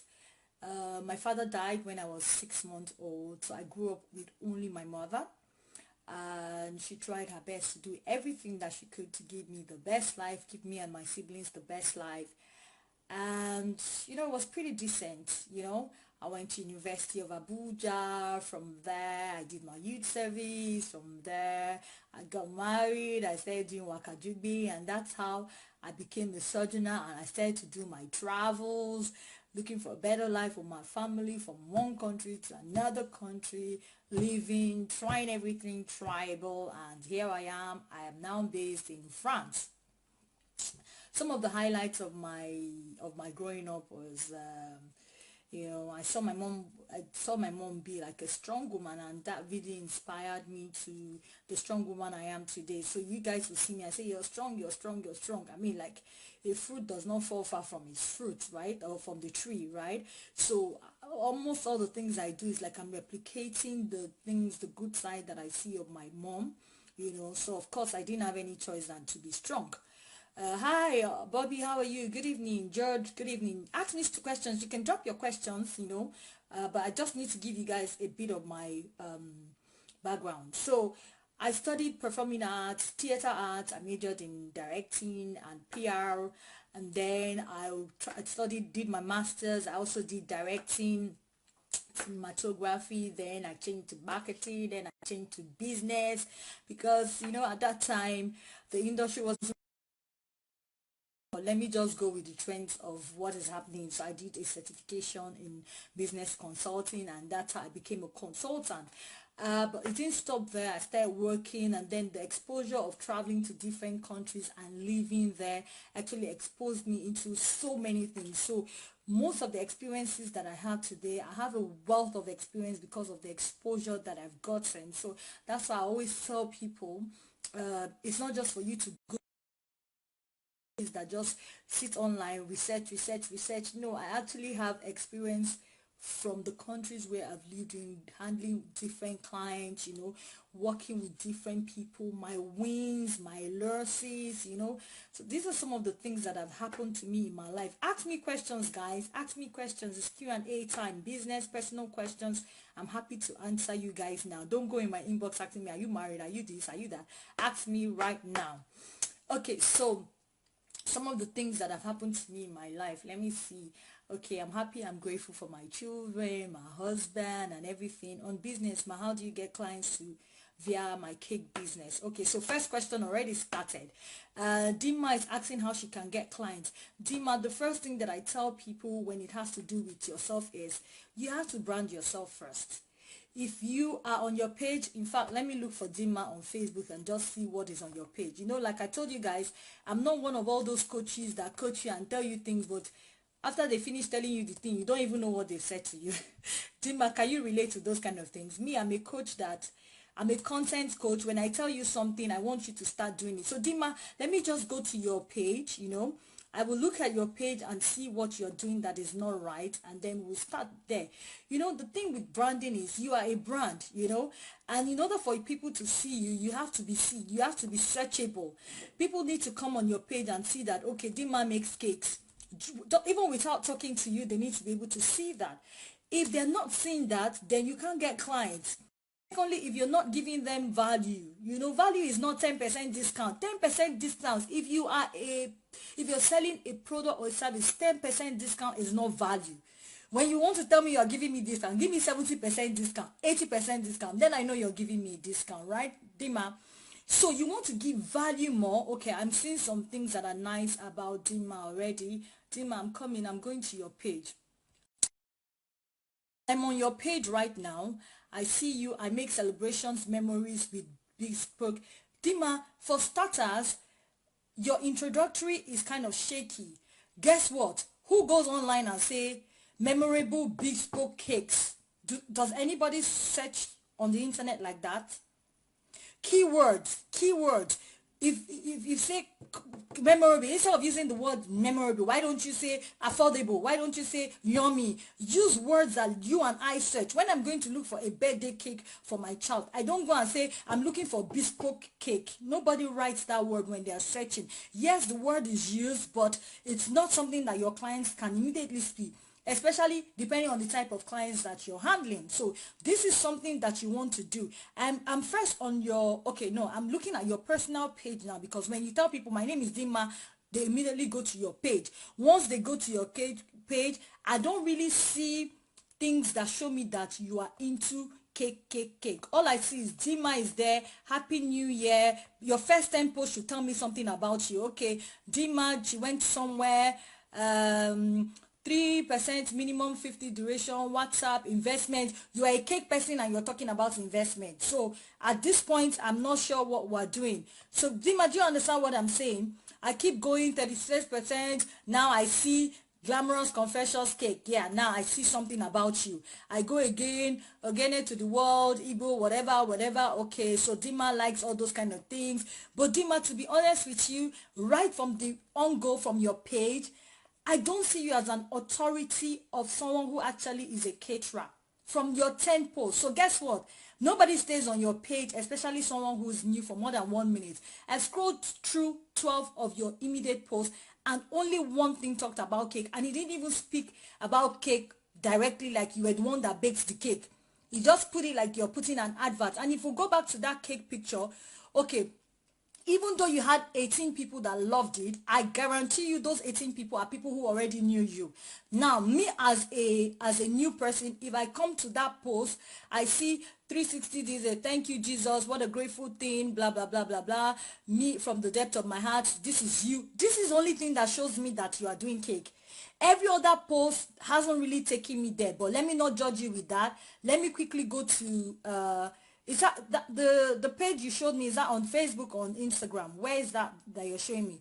In essence, what I'm saying is make sure that people can search you immediately. So what are you putting? If you go on my page, you see I am a business growth and digital marketing strategist. These are words that people are looking for. Someone is looking for, I want to do my business. They either put business consultant, business coach, whatever. People that need digital marketing, so they'll go digital marketing, marketing strategies or whatever. They will not say Jesus baby, Jesus girl. Nobody goes there and say Jesus lover. You can add those things, but your first on like your topmost introductory part should be what you really do on all your platforms.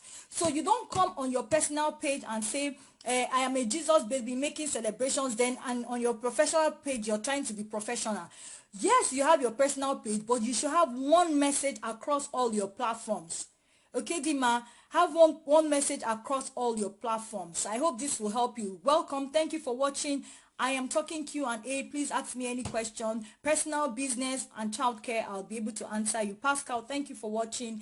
Asiwaju, thank you for watching. Dima, let me go to your glamorous confection cake. Let's see that page. Because the first page that people will go to when they meet you is your personal page, right? And you must understand that unless someone has your card, if you just tell them glamorous confessions, okay, they might be checking it in different ways. So they might forget to put the underscore or whatever. So what comes to someone's mind, first of all, when they meet you is your personal page. So make sure that from your personal page, they can immediately get to your business page. And they can see a bit of your personality. These days, I tell you guys, these days, if you don't put your personality into your business, people will not be buying from you. The reason why is because there's a lot of people doing the same thing that you're doing. Why should I go to Dima Cakes? Why should I not go to Onome Cakes or Chris Cakes? Why? Why Dima? It is how you place yourself, the way that you're telling your story, your brand. So I've looked at 12, like almost 20 of your Facebook page, on your personal page, and only one thing shows me that you're doing cake, apart from the thing you already said there, which doesn't really hold value, like as if you are the authority of cake person. So you want to change that quickly, you know, but let me still go to your page because you've given it to me. So I am on Glamorous. Dima, did I make sense to you? I mean, if I made sense, let me know. I'm trying to. So I don't think. I think this is your Instagram page. Is this your Instagram page or your Facebook page? Please let me know. Guys, hold on. I'm trying to type in Dima's.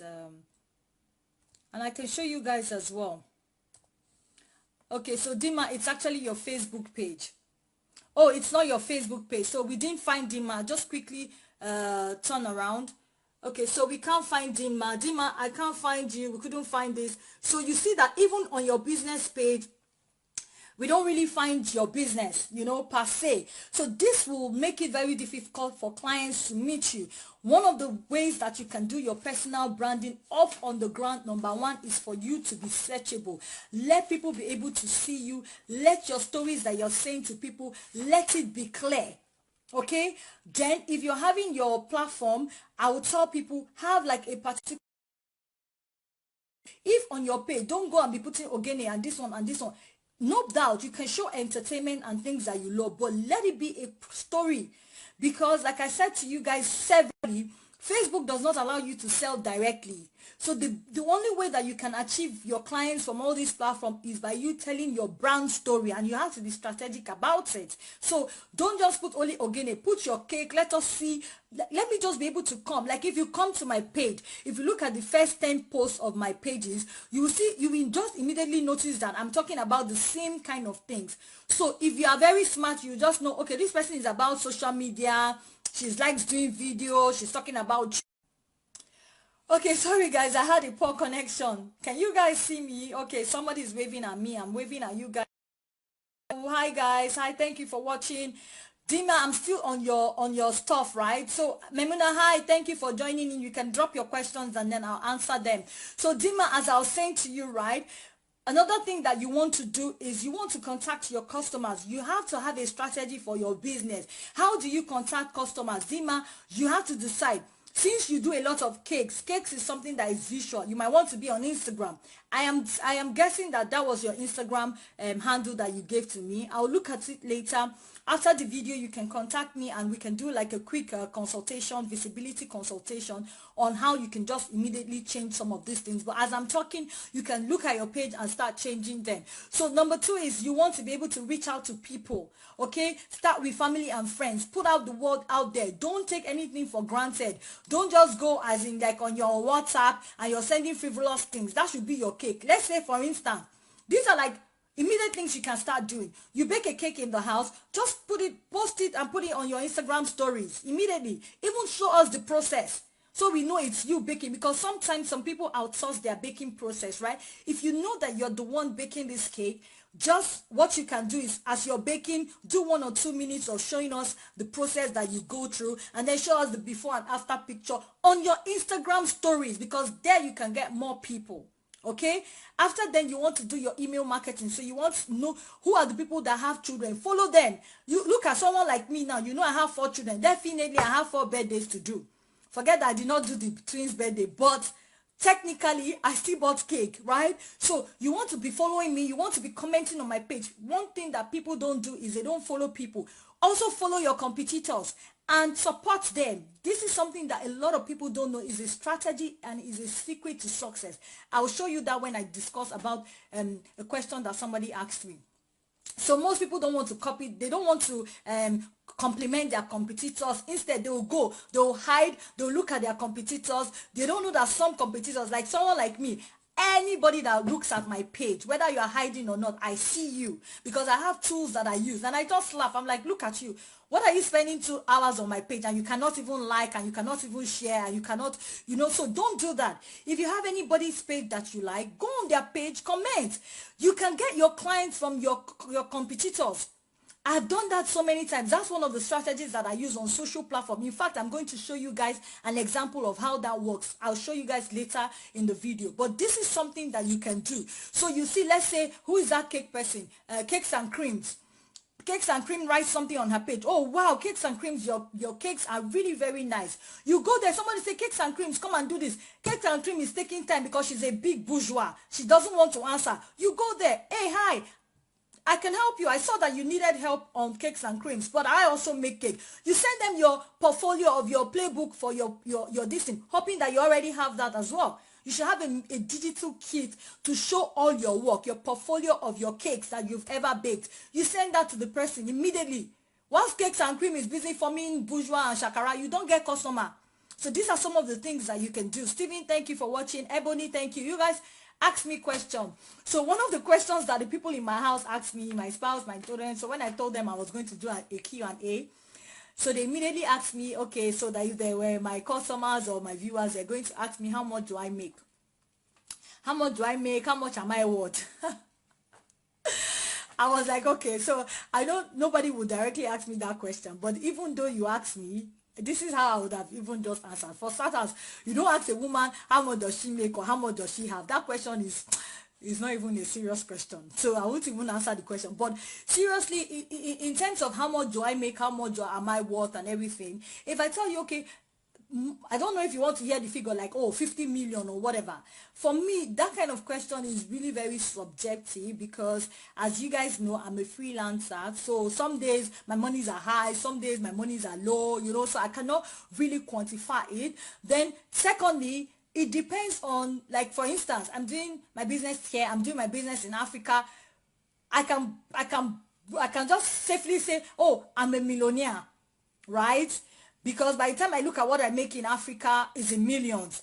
Then in me, I might not be content. I might say, oh, I'm not yet a millionaire because I want to do my figures in, maybe I'll say I'm a 6-figure earner in euros, right? But someone who is in Africa will say 6 figures. They'll start converting it. So for me as an individual, I cannot really pinpoint it that, okay, this is how much I make, this is how much all I know is, by the grace of God, I'm comfortable, I'm happy, I'm in a good place, and I'm aiming for high. That's how I'm going to answer that question. So all of you watching out there that asked me that question, that's the answer.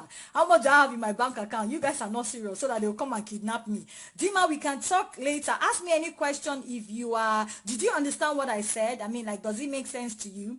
you know. There are more tips, of course, you know, but after the video I can talk to you one-on-one, so that, because another thing that most consultants do is they just give random information, you know. They don't really understand the client and what they really want. If I'm going to consult for you, I need to understand what is your own pain point and give you advice that is relatively to you. I can't just tell you everything here and everybody will run away with it. I need to give you something that is unique for you that you can immediately start using. But first, for starters, something I see is you need to correct your visibility. I can't see your keywords. I don't see keywords for your business on your platform. So this is what you need to do.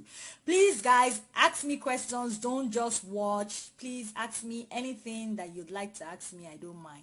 Okay, so second question that I got, I wrote down question that it says, what are your best social platforms and how do you use them? Okay, so for this one, Choma is asking this question. Choma, I've actually said this severally, not times without number. For me, like I always tell people, you have to choose one or two platforms where, where you have the strongest point. You can't be everywhere. So now, because my business is a service-based business, I see myself most of the time on Facebook. And oh sure, Dima, I would love to. Dima, I will be happy to be your mentor. Don't worry, we'll talk. I'm going to contact you. Yes, I will be. And then your mentor, don't just have any kind of mentor. You have to have mentor that has the social proof, the proof of the kind of life that you want to live. So I can tell you for certain that I qualify to be your mentor. So I'll talk to you after the video, but stay on and then listen. You might just pick one or two things. For me, since I am a service-based person, I use more of Facebook and I use more of LinkedIn, but more through my email marketing. Guys, these are the three platforms that I use that give me mad money. And if you notice, I am strong on those platforms. Like when you come, you can immediately tell that I have more engagement on my Facebook. And it's very difficult to get engagement on Facebook. On Instagram, thank God they've now removed Instagram likes. If you've not noticed, that's a new one. Instagram now has removed the likes, so there's no pressure for you and there's no reason for you not to be on the platform. There's no more likes. If they haven't removed it yet on your platform, it's coming. It's a new trend that Instagram has just done. No more pressure of, oh, 1,000 million likes, 50,000. And so if you cannot really create good content, I'm sorry, nobody will be coming to you. But as I was saying, I am strong the most on Facebook, on LinkedIn, and on my email marketing. Now, guys, on Facebook, I've been on Facebook for the longest. I've been doing videos on Facebook, even though I wasn't as consistent as I am now, you know. But I noticed that Facebook brings me a lot of money. Instagram too brings me a lot of strategic money. LinkedIn, sorry. But with LinkedIn, I do a lot of work. On Facebook, I don't need to do a lot of work. It's just a matter of I see my clients and then they come to me. They already follow me. They believe me. But on LinkedIn, I drive my traffic through email marketing. Guys, if you are a business and you're not already using email marketing, then you really need to contact me so that you learn how to use email marketing for your business. Guys, there is power in email marketing, and the truth is now a lot of people are mixing traditional and online marketing. They are mixing it. So you cannot say you're only going to be on social media. People open their emails every day. A connection. Okay guys, my connection is poor, so it keeps going off and on. Anyway, on Facebook, as I explained to you, poor connection. On Facebook, I get contacts from Facebook more because I've been on the platform for a very long time. I've been saying my stories, and one thing that my customer likes with me is because they know that I'm original. I don't copy people. I don't post all these unnecessary posts. I tell my story. So one of my greatest qualities is my ability to tell stories. So storytelling is what I use, and you can also use storytelling for your business. In fact, stories is what sells. So even if you are a brand, and everybody is a brand, personal or business wise, you are a brand, you have to be able to tell your story. So Dima, for instance, like you, how did you start baking cake? Why did you start baking cake? Start educating us on your platform. Start telling us that story. Oh, I started baking cake, I didn't have money or whatever. It doesn't have to be rag to riches kind of story. right? It could just be because you like to eat and everything and you didn't get the taste, so you decided to start making it. Okay, today you are so hungry, you decided to make it.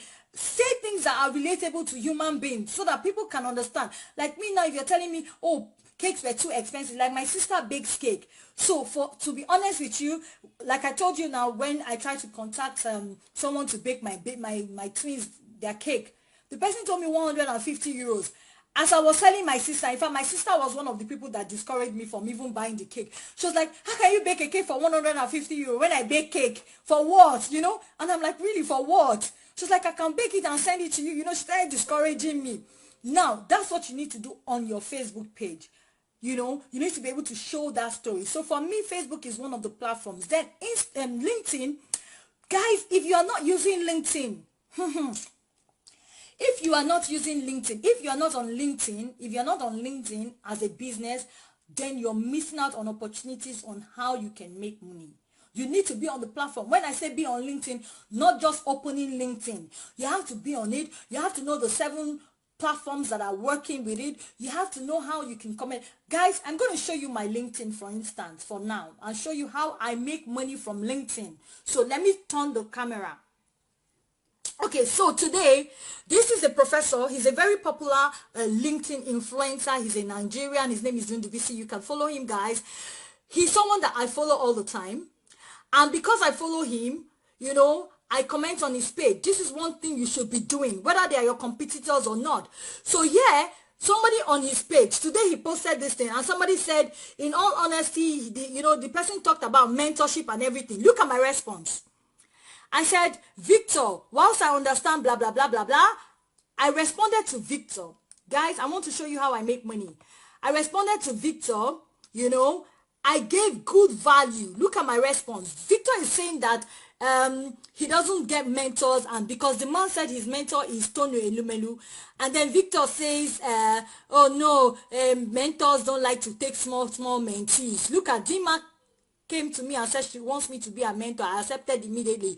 But Victor is saying it's hard to find, that people that are already established doesn't like to take mentors. Look at what I said. I said, whilst I understand your standpoint, I believe a lot of young entrepreneurs are not willing to take what it is. I said they do not understand the discipline needed for a mentee these days, blah, blah, blah, blah, blah. After talking, guess what? Now I have 4 people that like my post. My post on somebody's page, oh, it's not my page, oh, guys, on somebody's page. Now see what everybody is saying. I want to show you how I now get a customer. So as people are talking, I want to go to that post back. Hold up, please. Please just hold on. Okay, so people are making their comments, they are saying whatever they need to say, and then boom, somebody comes to me there. You know, when I tell people that people come to my inbox, people don't really even believe it. They think I'm lying. Now, so after talking, somebody posts something, and then let me show you who is in my inbox. Today now. Now, somebody checks me out and says to me on the platform, oh, you are a digital marketer.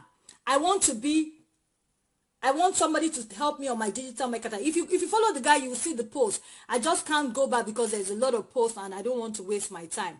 I said, thanks for connecting. Hope you're doing well. I read your comment with regards to your digital marketing skills for your business. Can you share a bit more about your needs? He said, thanks, I am. He said, I want to leverage on the internet marketing. I said, okay, that's the way to go. What's your best contact number? I can reach you. Guys, now I'm already talking to this person just from that post. Do you understand? That post I posted, I didn't just go there and say, thank you. Oh, wow, great, thumbs up. Some of you can be very petty. If you are on platforms, you are there for business. So don't just go and leave somebody, oh, nice, bravo, good, congratulations. Have a conversation with people.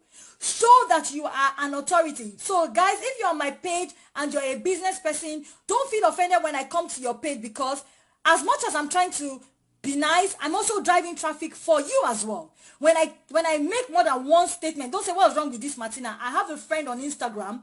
She's a very petty person. She was doing a live video on child care and everything, and because I'm very passionate about children, you know, she brought a host that didn't know what the person was saying, and me, I was giving contributions. You know what the lady did? She deleted me immediately. But guess what? From that move I made, more than 4 people came to me and said, look, you that was contributing, you sounded wiser than the person that she has brought. And this is an influencer. Now, I know it can be annoying to do that, but guess what? I have that wealth of knowledge. Don't go telling people things about children that are not right when you don't have that information. So one of the things that you can do on your social platforms is to show your wealth of experience. When you comment on people's pages, don't just comment nonsense. Comment and show people that you know what you are doing. You are an authority in what you are doing. Most of the clients that I have that come to me, some of them come to me from other people's pages just because of my posts. If I now say, oh, I'm not going to post on my competitor's page because they are my competitor, you are losing a client. Because the competitor that is your competitor might be too busy. 2 days ago, or no, not 2 days, 2 weeks ago, the lady is watching me now. I got her from somebody else's page. The person, she's asking for content marketing. The lady is someone that talks about accounting and everything. She's not a content marketer. So she didn't even answer that person. I am on that person's page. I saw that there's a content marketing need. I am a content marketer. What I go do? I went there. Hi, I see that you have a problem with content marketing. I'm the best person to go with. I understand you're on that platform, but check me out and see if you'd like me to do my services, blah, blah, blah. Before you know it, I'm talking free consultation. Before you know, the person is my client. This is what you can actually do for yourself.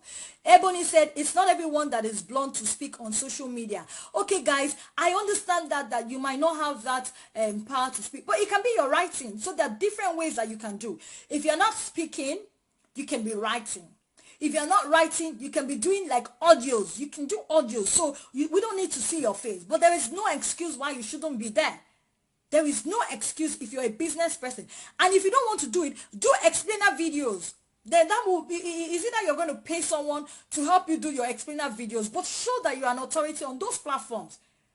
If you don't want to show your face, don't show your face. I've seen tons of videos where I follow so many people that on their YouTube, on their Facebook and everything, I've never seen their face. I don't even know one of the outsourced graphic designer that I had for a very long time. His name is White Bold.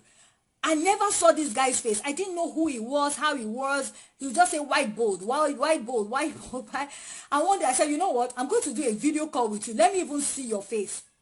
And it used to make a lot of sense. So, Ebony, you don't really have to show your face if you don't really like to show your face. But guess what? At some point in time, for me, why am I showing my face? I studied directing. Now, in directing, people don't see the director. Meanwhile, the director is the master's craft mind.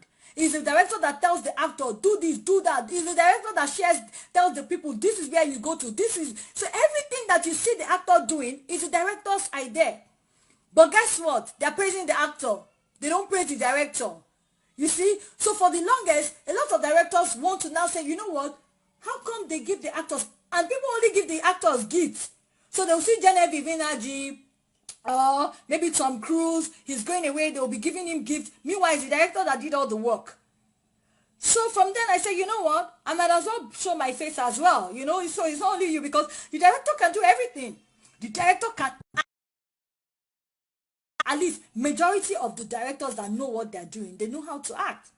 They know how to do everything that they're acting, at least for my kind of director and the kind of people that taught me. My lecturers, they are on my platforms. Oga Awake, Ojo Bakari, Professor Ojo Bakari, Professor Dan Daura, they're all there. These people, if you like the director, you must act, you must do everything. And they themselves, they do those things. My own professors too, they're actors, they're dancers. Thank God, one of my my professor, they made him the arts and culture minister in his state. They just Professor, congrats again, once again, I'm telling you congrats again, Professor Ojo Bakari. He dances very well. He's the best dancer I've ever seen when it comes to, everybody can attest to that one, and he's an amazing professor. So these are my professor that they can act, they do everything. So what am I saying? If you don't like to show your face, okay, don't show your face. People will not see the person who is behind the brand. So that's one thing about it. But notwithstanding, that won't stop you from making kulele. You still make your cash by doing explainer videos, by doing writing as a blog, instead of doing like vlogs, you do your blog, These are some of the things that you can do. Jane says good advice. Thank you. You can ask me questions. So this is the thing that they ask me. So you have to be on LinkedIn, right? If you're not on LinkedIn, I'm sorry for you. Guys, the mistake that a lot of people do, I used to do that mistake a lot, you know. You know how you're a digital marketer and you are working on other clients' jobs. So we don't have time to do our own, but not anymore. You go with the trend. Some people say, I don't want to be on social media. I don't want the trend. By the time you get a hang over it, you will see that now them Vinoc, all those people that are talking about TikTok, people are thinking they are joking. Had it been you were amongst the first, like me now, I told you guys like 3 or 4 days ago or 5 days ago. Linda Ikeji, I'm not joking. I'm not those kind of people that will brag or whatever. Me and Linda Ikeji, if you look at the analytics, I can show you tools or whatever. We started blogging on the same day. I was one of the first people. I was one of her first top 5. So then, if I had continued what I was doing, I was consistent, I was blogging, by now I'll be like Linda Ikeji. I won't be better because I won't be doing all those gossip ones. I'll be doing the one. Maybe, you know, but of course, I don't want to be this. I don't want to do, oh, you're too much on Facebook. You know, different external forces. Now, they don't mind. Now, you can be on social media. That's how it is. Follow the trend. Now, okay, guys, my network is kind of bad.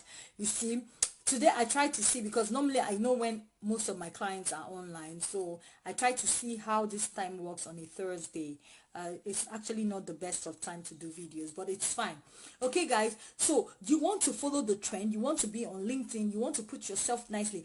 Guys, there's money to be made on LinkedIn. You can make you know, people just add people. I've told so many people, especially those people who are me. For me, I'm all about organic growth.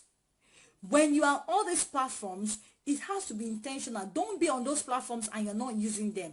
Don't follow numbers. I have 10,000 people on my LinkedIn. How many of them do you talk to? How many do you say hello to?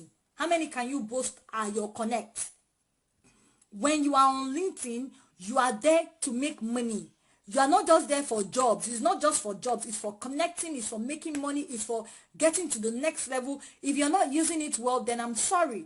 And it doesn't mean anything. You can pay people to teach you how to do that. It won't cost you anything, but you'll be on that level where you need to do. I've had serious jobs. 2018, I had a job of almost 2 million plus from LinkedIn. I've had clients come 1,000, 5,000 one time. What they are asking for is not a lot.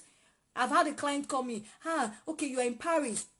On LinkedIn, a client from the US, you're in Paris. Please, I'm trying to deal with one company, blah, blah, blah, blah, blah. I see you're here. I've been following you, even though I've never commented, but I see that you're very honest in your post and everything. Can you help me go and check and verify that this? How much will you charge?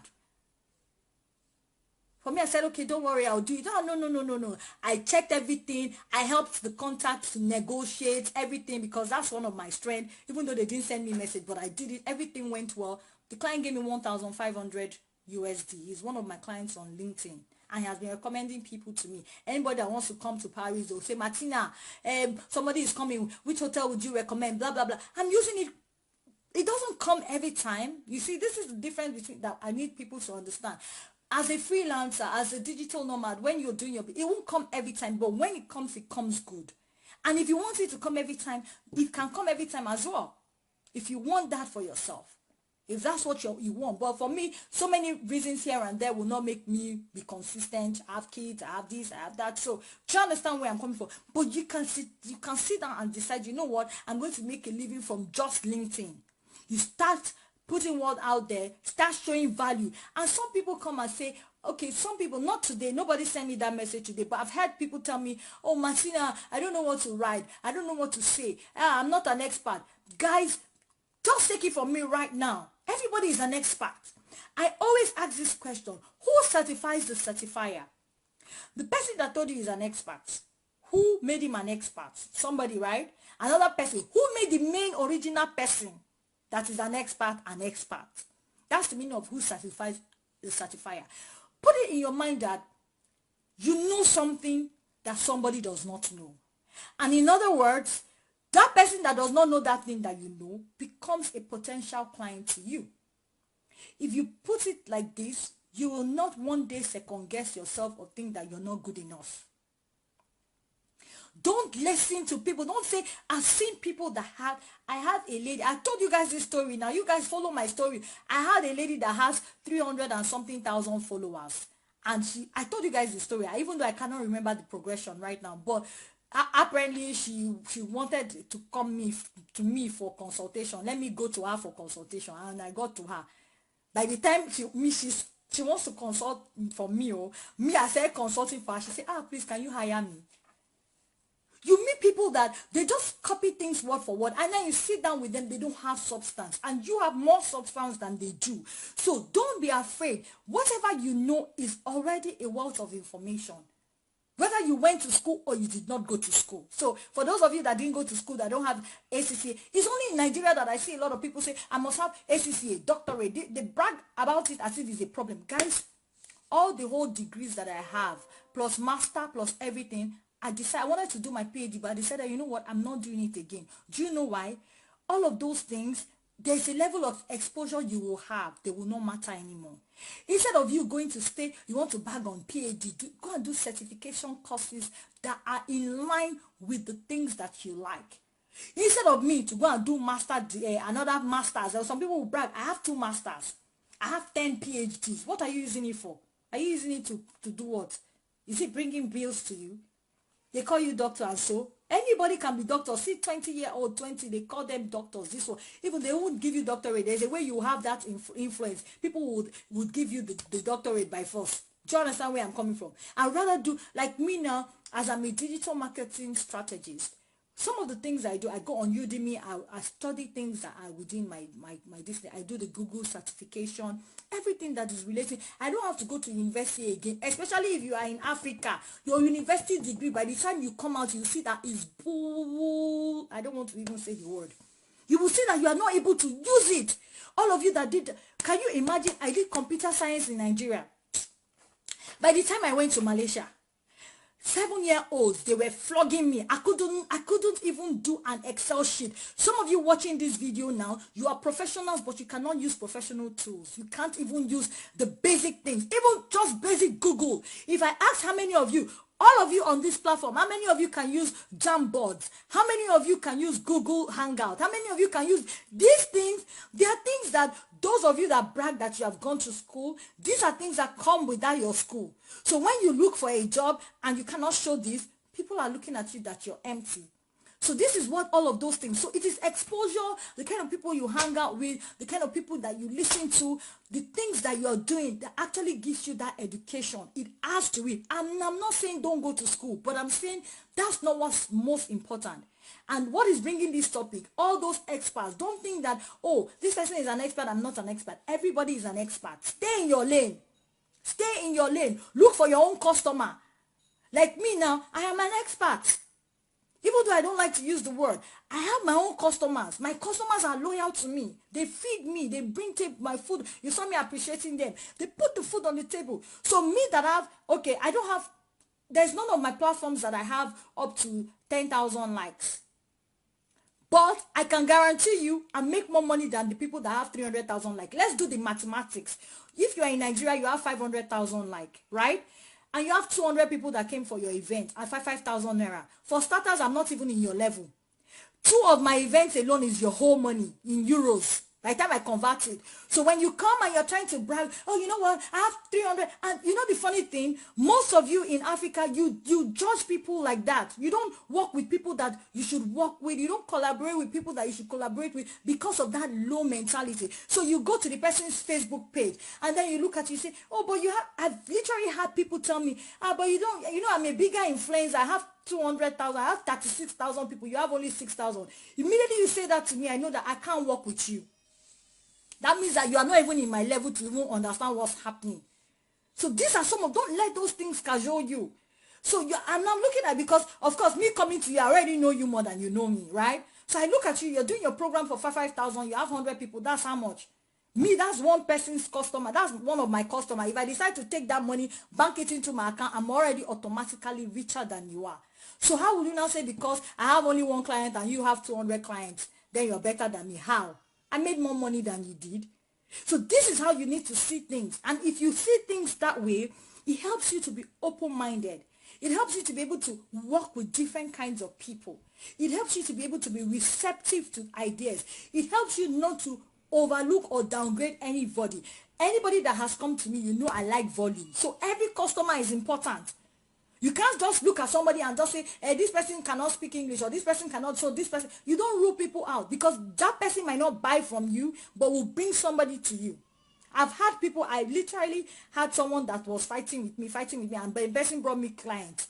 That person did not buy from me. Oh, he was complaining I'm too expensive, I'm this. Okay, I'm too expensive, so you now brought people. Why do you bring somebody to me? Say, because I know you can do the job. I insulted that person. Oh, I better go away, Jerry. You don't have money. You know, some people literally do that. So when you are doing your brand, you have to be conscious of this. Everybody is not your customer. Look for your own customer. Jane says it's the bitter truth. Jane, I'm being sincere. Guys, nobody is asking me any questions. So that means you guys know everything about me. Anybody that comes on my post and asks me, are you this, are you that, I'm going to fight that person and disgrace the person. So you better ask me now. Ask me business questions. Ask me questions on childcare, personal questions. I'm here to answer that question. So guys, this is how it is. When you're doing your brand, you're doing your brand in a way that people can believe you. It's original. You're yourself. One of the things that people tell me all the time, they tell me, oh, Martina, you always share the truth. You always talk from a place of truth. And that's how I want people to know me. People already know me like that. The other day, one of my husband's small cousin came to try to rubbish me that I ate his money for this one. People blasted him for me on my behalf because everybody knows that me, I am original. They know. Before you even insult me, I've insulted myself. Before you disgrace, you know, there's some certain things that people think, okay, I just did a video yesterday telling you guys I'm in debt. Somebody sent me a message and said, you are sharing too much. But if I don't share this to my clients, to my followers, how would they know that life is like that, business is like that, and you can come out of it? How would they know? Everybody wants to show you, experts are showing you the perfect thing. Oh, 6 figures, 7 figures. They don't tell you what happens behind the scene. They don't tell you how difficult the process is, what they need to put in place, what they need to do, what they had done. They just tell you it's easy, you can do it. Okay, but you have to put in the work. You have to put in the systems, the models. You set up all of these things, then you can achieve your success. And more than anything else, you have to be willing to be impactful to people. More than anything else. Some people, that are just all about, okay, take information, get money. They don't want to see people. Everybody who has come through me, you know I give you a lot of value. I make sure that whatever I'm telling you, you must achieve it in your life. If you don't achieve it, I don't rest. I keep disturbing you as if you're owing me money. That's someone who wants you to grow. So, those of you that are looking for mentor, this is how it is. Ebony says all Nigerian certificates, degree, not even recognized here in Paris. Ebony, that's the truth. It's the truth. But I had to really say that because a lot of people don't really understand that. If one wants to do digital products, you recommend outsourcing based on your niche. What do you mean by if you want to do digital products? Let me understand your question. Jane, can you put your question right? That you want to have your own brand, your own products. Like let's say you want to have your own course, you want to have products that you sell. Is that the case? Do you recommend outsourcing based on your niche? My dear, if you are a small business, for instance, right, there are so many things you cannot do. That's the truth. You see, even today as I'm talking to you, I'm noticing that I'm getting a lot of inquiries and everything. I might need to outsource some of the things that I do. You would have to outsource some things. If you don't have the expertise in some certain areas, you can outsource. You are allowed to outsource. That doesn't make you any less. Every expert that you are seeing there, they outsource things. You want to sell digital products. If you want to sell digital products, you can if you don't have the expertise to do them for yourself, you can hire people to help you do that. For instance, you want to have like an email marketing base. You can outsource to me. Say, okay, Martina, can you help me design an email marketing tool sheet, blah, blah, blah, that I can sell to my clients? I'm making my money, you are making. I don't put my name on it. I help you make it, tell you all the things, do a spreadsheet for you, everything, copy and paste. You take it, you pay me my money. Nothing concern me. Because you will still need to market that to your clients. That's not on me. Guys, Do you know that half of the people, like everything you see on the internet is a rotation? There is nobody telling you anything new. These things I'm telling you, I'll be damned if you have not heard some of these things. The only difference is the way that I am saying it, the timing of my saying it, and my personality whilst I'm saying it. That's just the difference. Don't let anybody say my personal. Okay, yes, there's some things you might not have heard, but even like when I marketing tools, that tools that I want to give to you, there's somebody else that has that tools. Oh, there's somebody that might know everything that I know, because we are all sourcing information from Google. We're sourcing information. The difference is maybe in my experience, my experience will add some finesse to it, but the basic information that I'll be giving you, my dear, is out there. Now, because there's a lot of information out there, you don't want to take, it's difficult and tiring to see from information. That's the reason why you outsource to people that you know that are reliable. So Jane, this is me answering your question.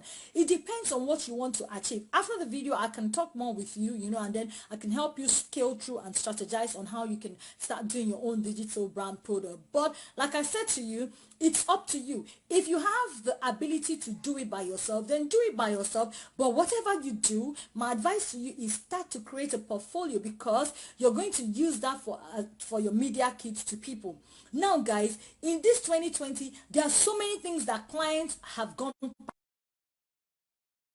get fake testimonials. So whether you it's good to put testimonials on your page. And for me, I tell you guys raw. It's good to put testimonials on your page and everything, but a lot of people buy fake testimonials. People just click and whatever. All those things are done. People now know that. More than anything else, you would need to show that you can do those things by yourself. You see, I'm talking to you, you're asking me a question, I'm answering. This is what you will need to do. So after you get those things, after you outsource, you can work. That's why for me, I don't give freebies to say, oh, come follow me for free this, just to get your email. No, I prefer to talk to you on the phone. Everybody who knows me, my consultation is talking to you. Why? Once I talk to you, unless you don't have the money, as I'm talking to you, I'm making sense. I'm saying things that you can immediately start using. Whether you become my client or not, I give you value for information. That's what you run with. For me, that's my word of mouth. Because anytime, any day, that person can always say, Martina is the person you should go to. She gave me free consultation. I didn't have the money, but look at what she did this. And that's what you want to be able to do. Hi, Uche. Thank you for watching. Jane says thank you. Jane, thank you. I appreciate. You can ask me more questions for your brand. It's easy to do digital marketing. The thing with digital marketing is you have to be consistent in what you're doing. You have to be creative. Uche and Jane, excuse me. For a digital marketer, we have 6,000 tools, more than 6,000 tools. You have to know at least 20% of those tools. You have to know how to use them. If you don't know how to use them, you have to be able to know how to outsource them to the right people, and then you have to stick to your lane. You have to know, like for me now, because digital marketing is broad, right? Me now, I'm pro with SMM, so social media management. I'm very pro with that. There are some people that their digital marketing is like graphics and all those kind of things. Affiliate marketing, I'm not good with affiliate marketing. I've tried it my hands on a lot. It didn't work out for me. But posting on your social media marketing, virtual assistant, that I can do very well. Help you negotiate, help you go to one place or the other. Client, customer relationship, I am very perfect with that. I've worked with companies that are doing that. So you would have to narrow down what you are really doing, and that you are doing digital marketing doesn't have to do with only your products. It's vast. So when you discuss with me, we'll be able to narrow it down into the 1, 2, 3 main things that you'll be doing. Okay, Uche, can you ask me any question? Dalu, my sister, happy new year, man. Okay, go. My brother, I my way now. Okay, oh, all right, oh, you have no more girls. Kwan, your family Kwan, I hope they're doing okay. Okay, guys, so ask me any question you want to know. So as I was saying, that's it on LinkedIn. For your email marketing, to do this. I've told you guys before, I see people sending me emails every day. Don't send people email every day. If you have an email list of leads, Don't sell to them every day. Don't go every day and say, don't advise them every day. Don't teach them every day. It's tiring. Every other week or every other 2 weeks is just fine. Unless you're having like a 5-day challenge, a 3-day challenge or whatever. Don't bombard people every day to come to you. Just think about it. If you came to me today, what's changed tomorrow? I mean, you come to me today, even when you go to the embassy, if they refuse you visa today, you go there again tomorrow, or you go there in the next one, they'll still refuse you. They'll ask you what has changed. You need to give it time. If I come today, then it's probably I don't have that money, I'm not interested, it's not a good timing. Let the person breathe before you send the person another message. This is for those gurus that say they're gurus. You should know this by now. Don't send messages every day on your mailing list. Now, if you don't have a mailing list and you want to go deep into email marketing, contact me. I'll help you out. I'll help you, give you a headway to start. You can use my email marketing tool kit to set up yourself. Send messages and talk to your customers directly. Give them value directly. Guys, don't tell people I'm giving you 10% off, 5% off. That is not a discount. You'd have to upsell. In order to give good, valuable discount, you have to upsell, cross-sell. But don't just say, oh, this pen is 2 euros. I give you 10% discount. If you give me 10% discount, you are not giving me a discount. It's not going to be lucrative to me. Plug my computer. Okay, guys. So, as I was saying, right, you have this pen. If you have this pen, it's 1 euro. Don't tell me this pen, you're removing 10% discount and you think that I will buy. Nobody will still buy. That's why people are not buying from you, right? What you can do is, what goes with the pen, the book, right? Now, you can come. This is the book. I'll sell this book. This book is 20 euros. You don't remove any price from the 20 euros. But if you are going to buy this book 20 euros, I can give you this pen for free. It's nice. Now, I look at the pen. When I think of how much a pen is, I would prefer to, what is ones? These two Kuban Bams girls. Who came for my video? No, I'm doing a live video, Siobhan. They are going to struggle me. Hi, Mama. How are you? No, I can't carry you now. No, I'm sorry, I can't. Oh, my kids, they came into the room. Okay, Siobhan, please take them, please. Siobhan, I'm doing a live video. You know that, right? Yes. Okay, please excuse me. Also shop for children. They already know that. Guys, it doesn't matter. It doesn't have to be perfect. This is what I'm talking about.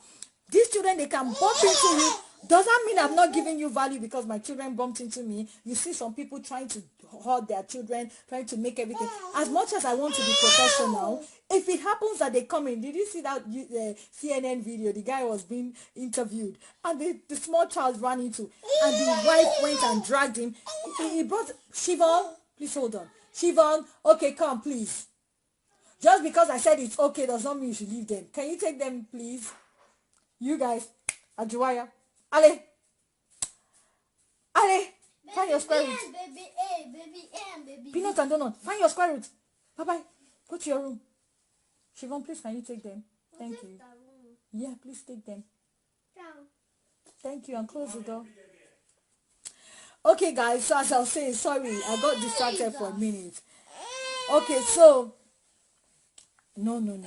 Shame, oh, please, I'm coming. My daughter is actually distracting me. Peanut, donut. Shame, please come and help me take donuts.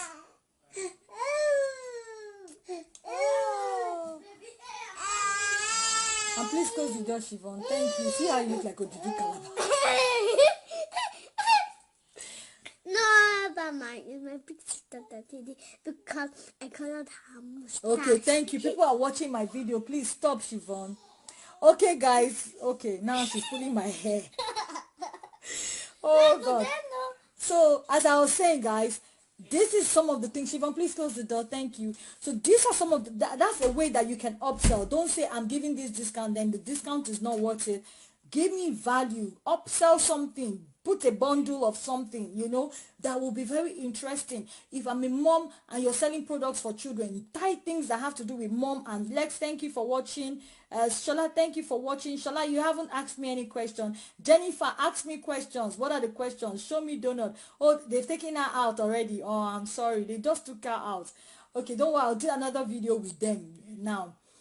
Okay, so guys, that's what it is. That's what you do when you're selling your products or your services. You guys are not asking me questions. This question is actually, this video is supposed to be a Q&A video. It's a question and answer video. If you're not asking me questions, I don't think I should be doing today's video, because today I didn't prepare like a topic for you guys. So make sure you ask me questions. Those of you who are there, if you're not asking me questions, Jennifer, how are you doing? How is your day going? Like I said to you guys, when you come on a live video, what you want to do is to interact. You're not just watching, you're interacting, and then trying to make sure that there's engagement in that post. Nelson, thank you for watching. Thank you. Oluwafunke, hi, I'm waving at you back. Thank you guys for watching, everyone that is watching. If you guys are not asking me any questions, I'm sorry, I'm going to have to go off. So make sure you ask me questions. Who's asking me any question? If you want to come on live as well, let me know as well. So basically that's what it's all about. But anyways, based on my personal self, business and branding, how do I advertise my goods? Okay, Jennifer, you're asking how you advertise your goods. It depends on what you are doing. Let's say it depends on what product you sell. So for me, I know that you sell a lot of things, right? You want to create a page for them. When you have a product, it's always good to go with platforms that are good with products. So you do well on Instagram because you have products that you can show people. I am a service-based person. Who are my service? You need to understand what is your 1 minute pitch. For me, I help individuals and I help companies with their business growth and their digital marketing strategies. Where am I going to see companies? I see them on LinkedIn. I don't see companies on Instagram. Do you know why? Because the person who is a deciding factor is not the one posting on Instagram. On Instagram, my client will have a social media manager that is helping them do their posts. If I'm talking about companies, right? So I'm not going to meet the person who is going to decide to give me the charters. So I'm not looking for my clients on Instagram. I'm just there, okay, so that I'm following the trend. But for you who has a product, you sell things, you buy things from, Jennifer is someone that she's in Spain, she lives in Spain, she buys clothes and everything. If you need to buy bills and everything from Spain, Spain is affordable, she buys them and then she ships them to Africa, So you can put a bit of your products on your social platform, preferably on Instagram, start talking about it. Why should people buy what you're selling? For me, I know that a lot of times now, most people are deciding to buy fairly used products versus new products, because you buy new products, it doesn't last. But fairly used products, or as we call it, or quick card, thrift shops, these people are making book. If you think I'm lying, go on LinkedIn, you see there's a company called Versatile. They are making millions on fairly used products. Okay, I sell second-hand shoes and bags in Spain. So let's say Jennifer, you want to advertise your product. Go on Instagram, put it there. I'm selling these things in bills, whatever. Put on your Facebook page. Let people know what you do. Start telling them the importance of why they should buy from you. Why are they buying from Spain? Why shouldn't they buy from America? What is the difference between buying from Spain or then who are you serving? So for instance, America has a lot of big sizes. Spain will have your normal size that contains you. Charmaine, please come. Okay, just give me a minute, guys. Just 1 minute. 1 minute, guys. I need to plug mine.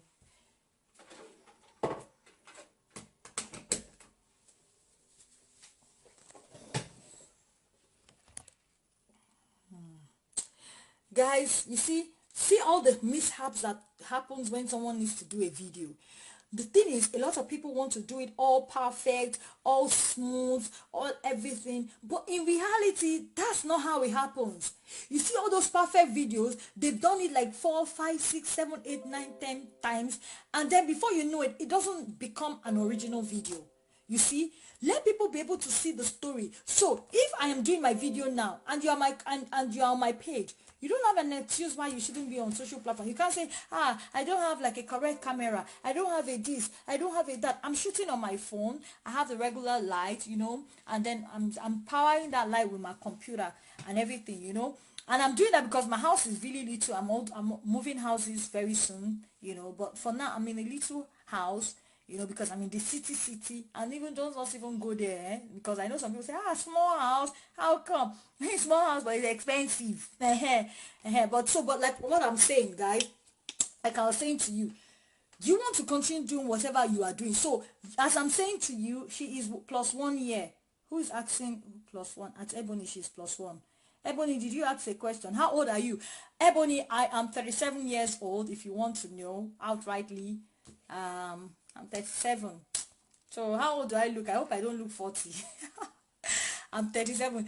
Jennifer, you're saying I'm plus one. No, they should know my age. Even if you Google my name, you see all my life history. So I don't have anything to hide. I'm 37. This year I should be 38 by the grace of God. So that's it. Pastor David, hi, how are you doing? Merry Christmas. Thanks for watching. So Jennifer, to answer your question, you can put your product online. You can actually also do a paid ad. You can follow groups, There are groups. You say you are joking. After hearing my age, Ebony, you are not serious. I've already told all of you. So you can also go on groups, like you see all these mummies and babies groups.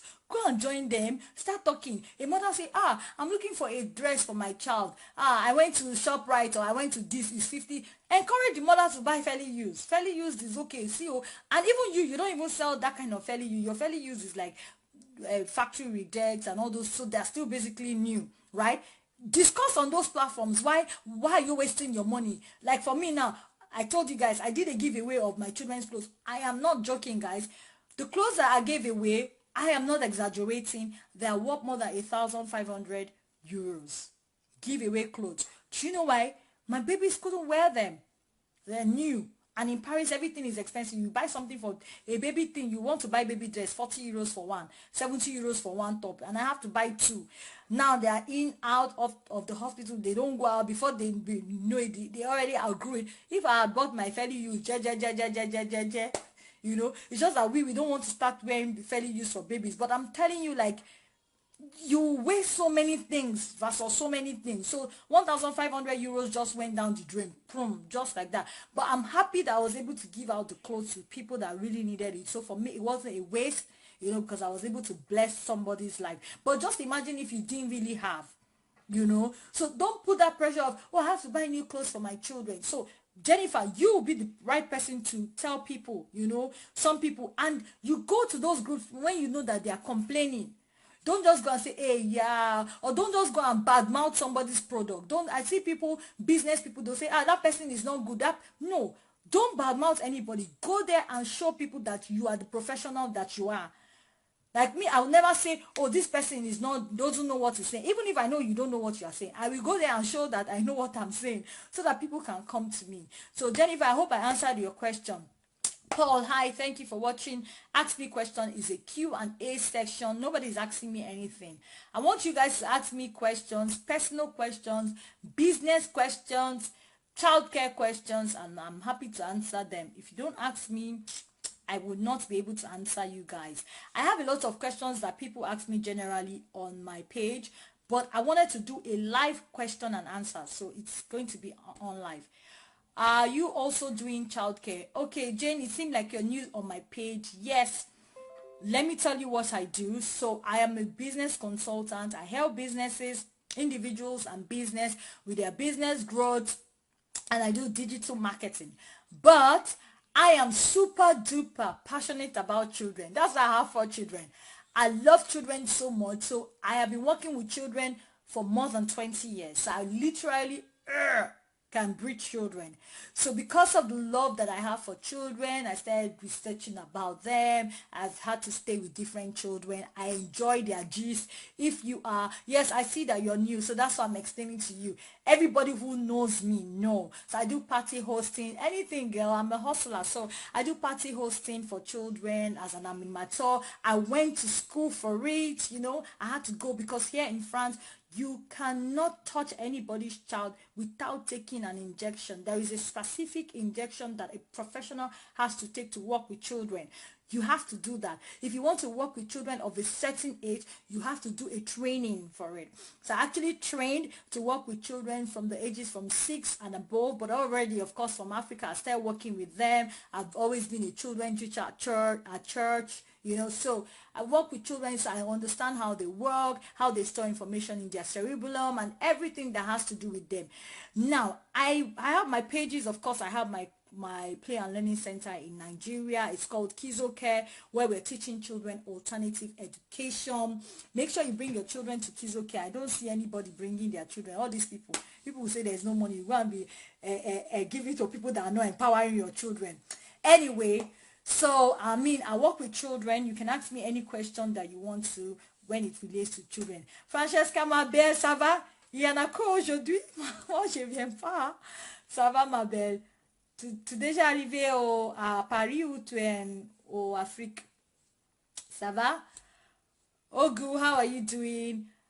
Olori, how are you doing? Yes, you are right. Ebony says I'm right. Ebony, yeah, that's the truth. So if you have any problem, any questions with children, I've worked with them. I understand them. I have them myself of my own. So I know what they're looking out for, how they you know, store their information, how they do things. I genuinely love them. So I have 4 of my own, but I actually have like about 10 children because I'm training other people as well. So once in a while, when I have the without to do that, I support them, you know. So, but basically, that's how it is. So I'm into children out of passion, you know, so I love them. I close my eyes. You can keep me with 20 children and I'll be happy. So children, business, these are the things that I'm interested. Immigrant story, lifestyle. This is my forte. Jane, did I answer your question? Nobody has asked me any other question. You asking me personal questions, okay? You guys should ask me questions. I am here for you. It's a Q&A session. It's a time to get to know me more, you know. It's also a time for me to share myself to you guys as well. One other day I'll do Q&A to know my audience. So once you just come online, I'll pump a question to you. I think that's what I will do. Or maybe I should do that on this video. Francesca, you're watching. How are you doing? I hope you had your good holiday, you know. So basically that's what it's all about. Like, guys, this 2020 is just the year that everybody should be doing what you're supposed to do in order to achieve your goals and where you want to go to. Don't let anything limit you. I know that a lot of people say that to you, but the only way to do that is by doing, you know, is by taking off that, you know, kick off by doing. Don't just say I'll do something and you don't do it. Don't let anything to stop you. Don't let anything stop you. Like now we're on social media. Put out your words, put out your business there. You know, some people are waiting for the perfect moment. There's actually no perfect moment to do anything. There's no perfect moment. There's no perfect timing. It's just you come out, do what you have to do, bam. Some people, they have that, what's it called now? I'm looking for that word. I've forgotten the word. You know, it's like fear. You know, something. It's like a fear. You're afraid. You don't know what people will say. Whether people will say, this video is not nice, or our voice is not nice. All those things don't matter. Like I told you, you are better than one person. So as I'm talking to you, you are a mentor to somebody. There's somebody that likes what you're saying, how you're saying is, you know. I've seen so many people that they don't have good quality videos. They don't have anything, but they're making a lot of money. They don't even have some of them are even in Africa, where you'll be seeing their kitchen is very horrible, but they're making money, they're doing what they need to do, and they're moving on.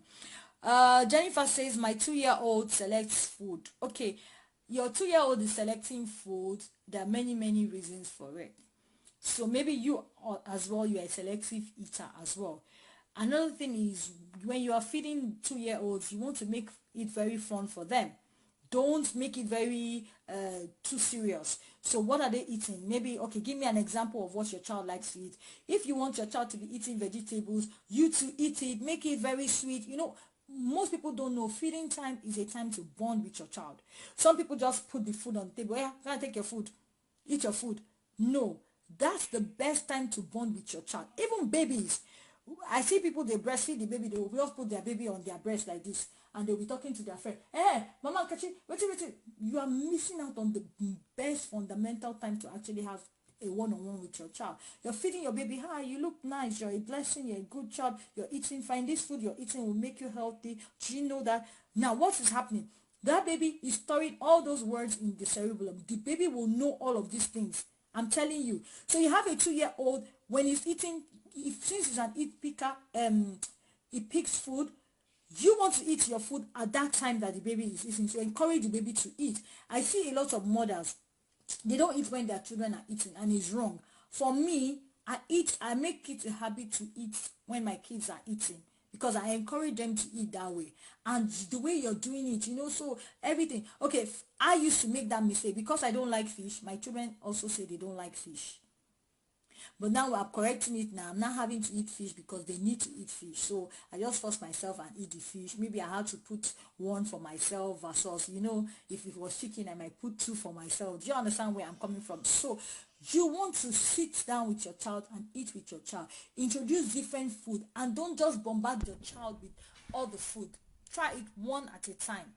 So if you want your child to learn how to start eating, let's say broccolis, or let's say cauliflower, you start in bits and pieces.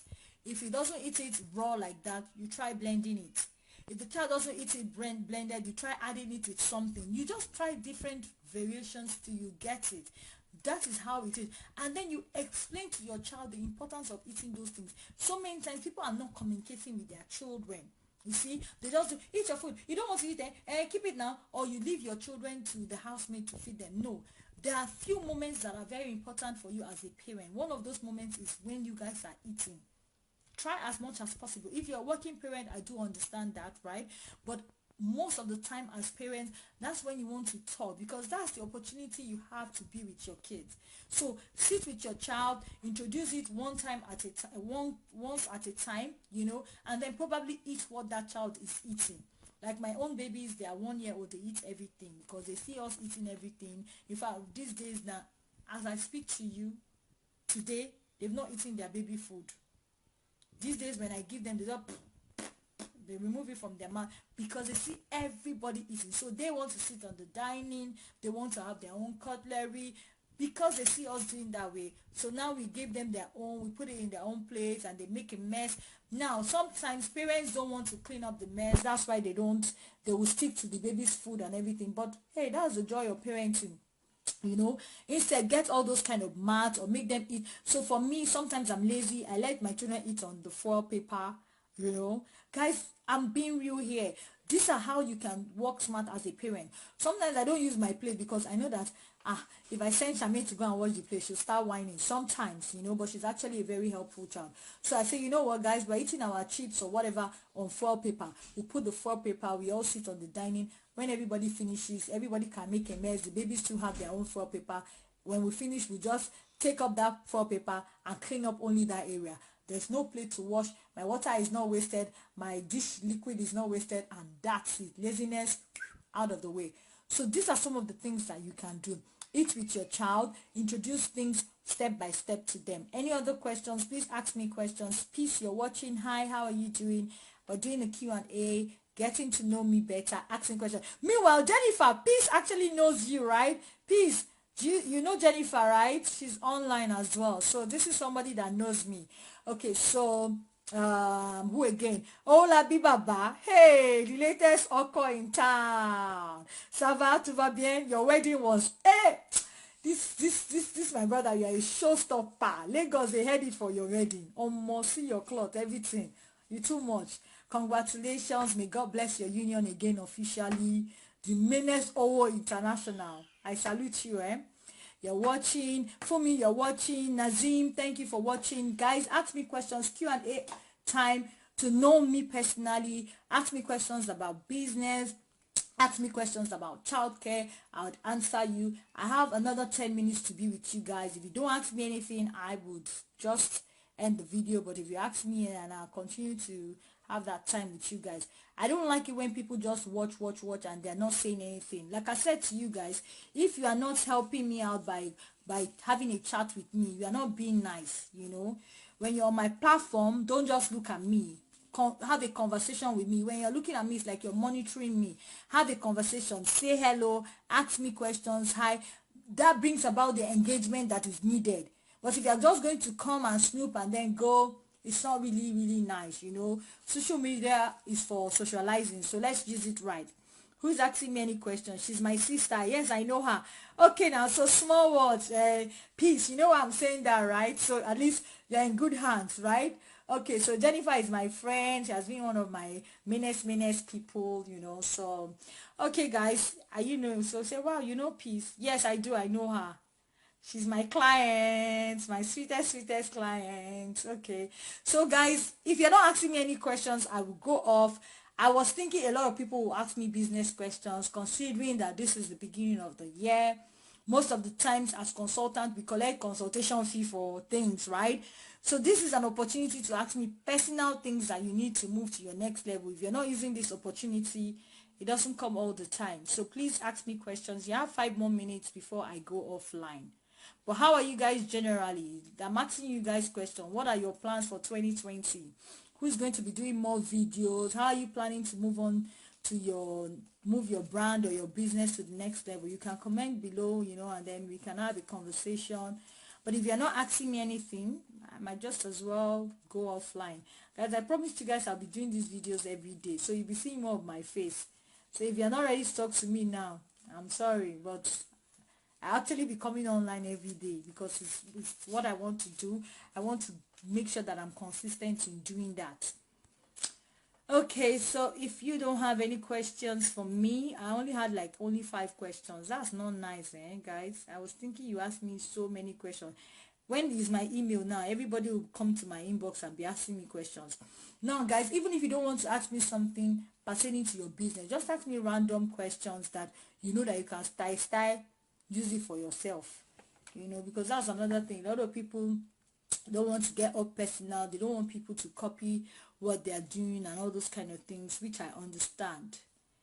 Having said that, I'm going to do another video tomorrow. My videos from tomorrow will be marketing hacks, so you start knowing like tools that you can use. Like I told Jane, there are so many tools. If you're going to go into digital marketing, there are so many tools that you need to know how to use. Powton, Lumensense, Genially, different. There are a lot.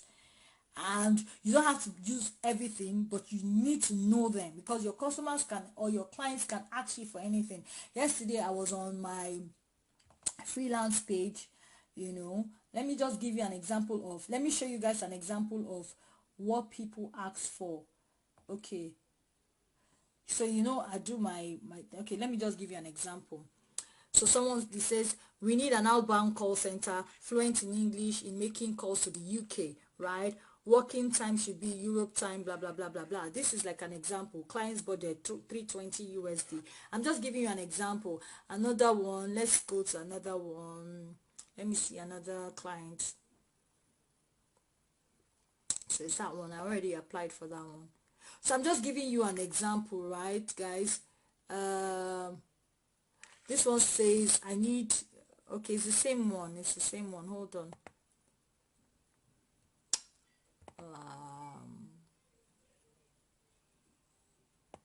So you have to be on these platforms. They might ask you for, you don't know what your clients are looking for. Most of these clients, they ask this. So somebody says, we're looking for French people living in France who could write 2 short texts for us. This job will take you blah blah blah. I'm just giving you an example. 10 minutes of making your earnings on. So I'm just giving you an example, guys. You understand? So if you are a digital marketer, your client might say, I need you, and that job was for 800 USD. Your client might say, okay, I need you to do something using this thing. Just because you don't know how to use it, you've missed out on that job, you know. And it's something that if you knew how to use it, some of these jobs, 5-10 minutes, see, that's 10 minutes and it's 800 for 10 minutes. So guys, understand how these things are. Once you already own your, you don't have to do everything. You can specify and narrow it down. You say, I should write on. Ask me questions for me to be able to write on. If you are not a business person, how can you build yourself into one? It's very easy. Let me give you an example. Okay, Ebony, list out the things that you really like. What are the things that you like? Comment below. Let's use that as an example. Let me show you how you can be a business person. What are the things that you like? Give me an example of 2 things that you like right now. Like if I sleep, you are sleeping and I tap you, pow, pow. Ebony, wake up. What can you do? What do you like that you know you will never tire of? For me, like I told you guys, is children. I love children a lot. If you knock me now and say gist with 10 children, even if it's baby to 1 year old or 3 years old or 5 years old or teenagers, I'm happy to gist with them. Their gist used to sweet me, right? That's something I'm comfortable with. I'm comfortable with talking, you know, doing this kind of videos. Even when I'm not doing live videos. In my house, I do videos like every day with my children. We add drama, you know, mama and papa, they'll video, you know, I say video me, I will dance, you know, I used to do all these crazy things that, you know, like the best things are not seen on social media, but I'm just giving you an example. So give me an example. Let's ride with that. Give me an example of something that you like to do. Ebony, I'm waiting on you.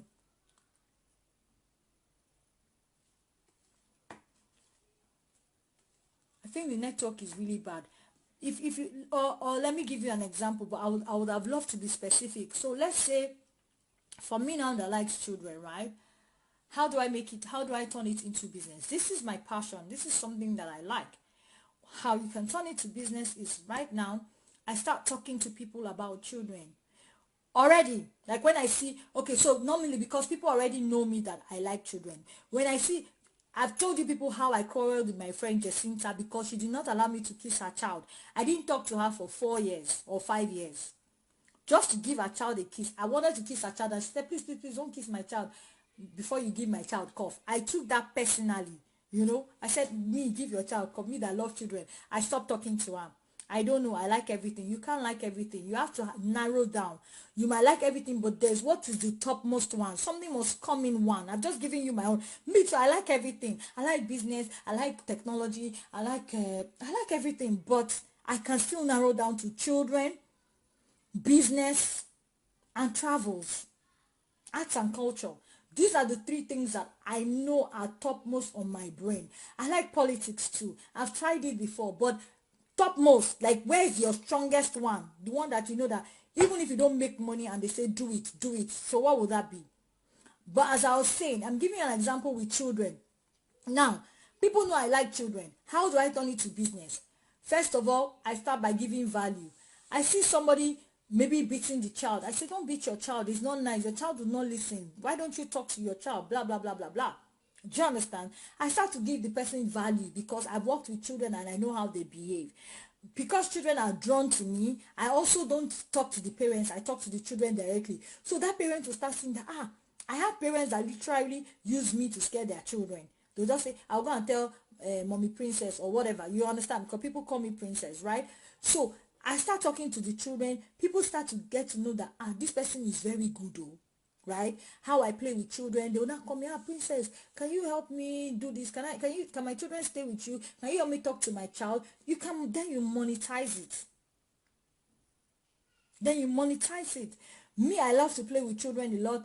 Okay, can you help me come and be a party host for my children, blah, blah, blah. Okay, I look at it in terms of my value. That one is like my private people. That's how I teach them how to like do their pricing and everything. Okay, when you're in my private class, but right now on air, but you put a price tag on it. It's up to you what you want to put as a price. And this is how it is. You start to educate yourself. You start to look at what your competitors are doing. You start to look at what the influencers in your industries are saying.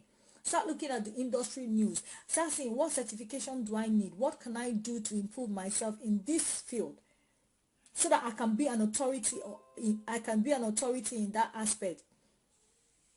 Dima sent me an inbox message. Dima, I haven't finished yet. When I finish, I'll still say hello to you. Do you understand what I'm saying? Then when you put a price tag on it, you start thinking in that way. How can I do it well? How can I serve the client better? How can I love these children more?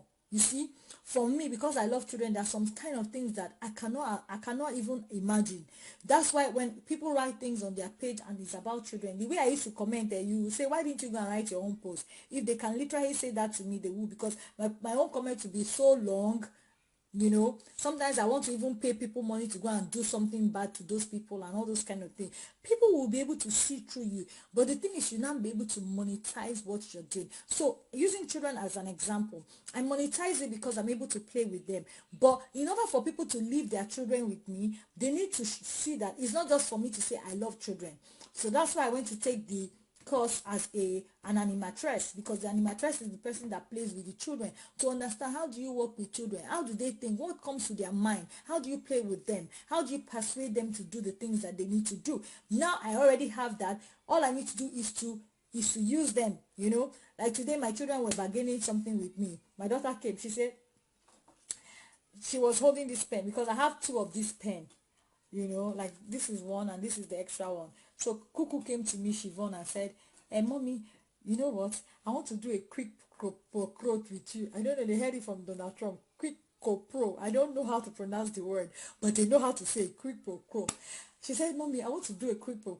I said, beg, go away for my own thing again. No, I'm telling you, you know, you like the house clean. Let me clean everywhere. Now Cuckoo is the person that does not like to clean. She doesn't like to clean, do house chores. She likes to sit pretty. You know, I told you, when she's in the toilet, she folds her leg, crosses her leg like madam, you know, those kind of things. Charmaine is the one that helps me out with the house chores. She said she's doing a quick pro with me, that she will clean the house for me, and then I'll give her one of this pen. I say, my dear, see my hands, God gave me two hands, don't worry, I'll clean my room by myself. Leave your quick go and clean your own room, I'll clean my own room. And I did agree, I clean my own room, you know. But I'm just giving you an example. So for instance, I don't need to beat them to do things. I can do a quick pro with them, because I know they understand it. So you need to find out what do you do to know. Once you start knowing your field, you start owning it. It's small by small. I didn't know so many things, you know. But as time goes on, as you keep doing it, as you keep equipping yourself, learning more, you now become an authority in that thing, and boom, you can make a living out of it. So that's how you can do business. Now everybody, it's not compulsory that you must be a business person. There are still some people that are working for other people, but eventually, in order to make that amount of mass wealth, you still need to find. By the time you see that, I'm using all my time and energy on somebody else's business, one day you'll be forced to open your own. Like for instance now, like me, I want to work for other companies as well. If somebody calls me now, Martina, come and work for me for 5,000 or 10,000 euros per month, I will go. I will work for the person. But the modalities now is, where do I keep my children? I don't have anybody to hold the babies. There's no space in the crèche and all those kind of things. So I'm now forced to sit at home by force. Do you understand where I'm coming from? So if you don't have to just start with business. You can be working wherever you're working, and then slowly you can branch out. Don't mind all those people that just say, hey, quit your job. Don't quit anything. If you have something already going on for you, be there, and then slowly strategize on how you can go away by learning the things that you now really like. So now you said you like everything. Says Ebony, what kind of business do you like? I've asked him, he said he likes everything. So Ebony, if we know what you like, I can be able to say, okay, this is how you can make it and everything. But if you don't already know, it's better you're doing something that you're passionate about, because I always ask people, what are you passionate about? If you don't start with your passion, if you just do what everybody is doing, by the time you see the disadvantages of what they're doing, you might not have the wherewithal to continue. You see, like me, I love children. So even though, like now with my Kizo Care, it's not moving as I expected, because I'm trying to do it in Africa, and Africans are terrible. You see, Africans, when you're not there with your business, they do it anyhow. They don't have the same vision and everything, and you know, so I'm kind of like re-strategizing. But because I love children, it's not an option to quit. So they'll tell me, are you sure you don't just forget about it? Like my sisters will say, just forget about it. See, you are in France, why do you want to open business there? But I love children, and my idea of opening the business is not because I want to make money. This is another thing that people mistake. I want to impact the children in Africa. The children in Africa need to start doing alternative education. They need it. So I cannot give up. So what can I do? Re-strategize. That's the best I can do. Do you understand? I'm using this as an example to make you know. You understand? You understand where I'm coming from? So you say, how can I build a business for myself? First, let's start with the things that you like. Jennifer is offering to hook you up. Now, this is an example. Jennifer, you are a smart girl. Jennifer is listening to this my video. Jennifer wants to steal Ebony from me. Ebony, Jennifer is deciding to hook you up. But before you go, you are not going to Jennifer yet. Before you go to Jennifer, As I said to you, it's important to know what do you want. Jennifer can hook you up with any business, right? And you start the business. You do it once, twice, you make the money. But you won't have the discipline to have the money coming as a system. Remember, for me, I'm all about you running your business constant but progressive. I want you to have an organic flow of wealth. You're not going to have, oh, okay, you start this business now. Okay, you start importing clothes or whatever she introduces you to. Okay, you do it now. You make 1 million, 2 million, 1, 2, 3, 4 times. After a while, you're tired. You want something that every day, consistently, it can come to you. Even if you're making 1,000. Even if you're making 100,000, you know that 100,000 as profit is a consistent profit. That is the kind of coach I am. I want you to have a constant but progressive business. Your income should double organically. That way, you see every bit of it. That's what I really want. Jennifer, he says, what kind of business? You see, Jennifer is a smart girl. She's not ready to do business on my page. Jennifer, if you take my client on my page, well, lie, me and you will enter one trouble. We will fight, eh? He says, I like business, especially buying and selling. Peace, if you like buying and selling, like I'm saying to you, it's something that is doable. But we need to know, what are you buying and selling? What do you have love for? You cannot just see anything and buy and sell. Let's work with the things you like. Do you like babies? If you like children, then you can buy and sell children products.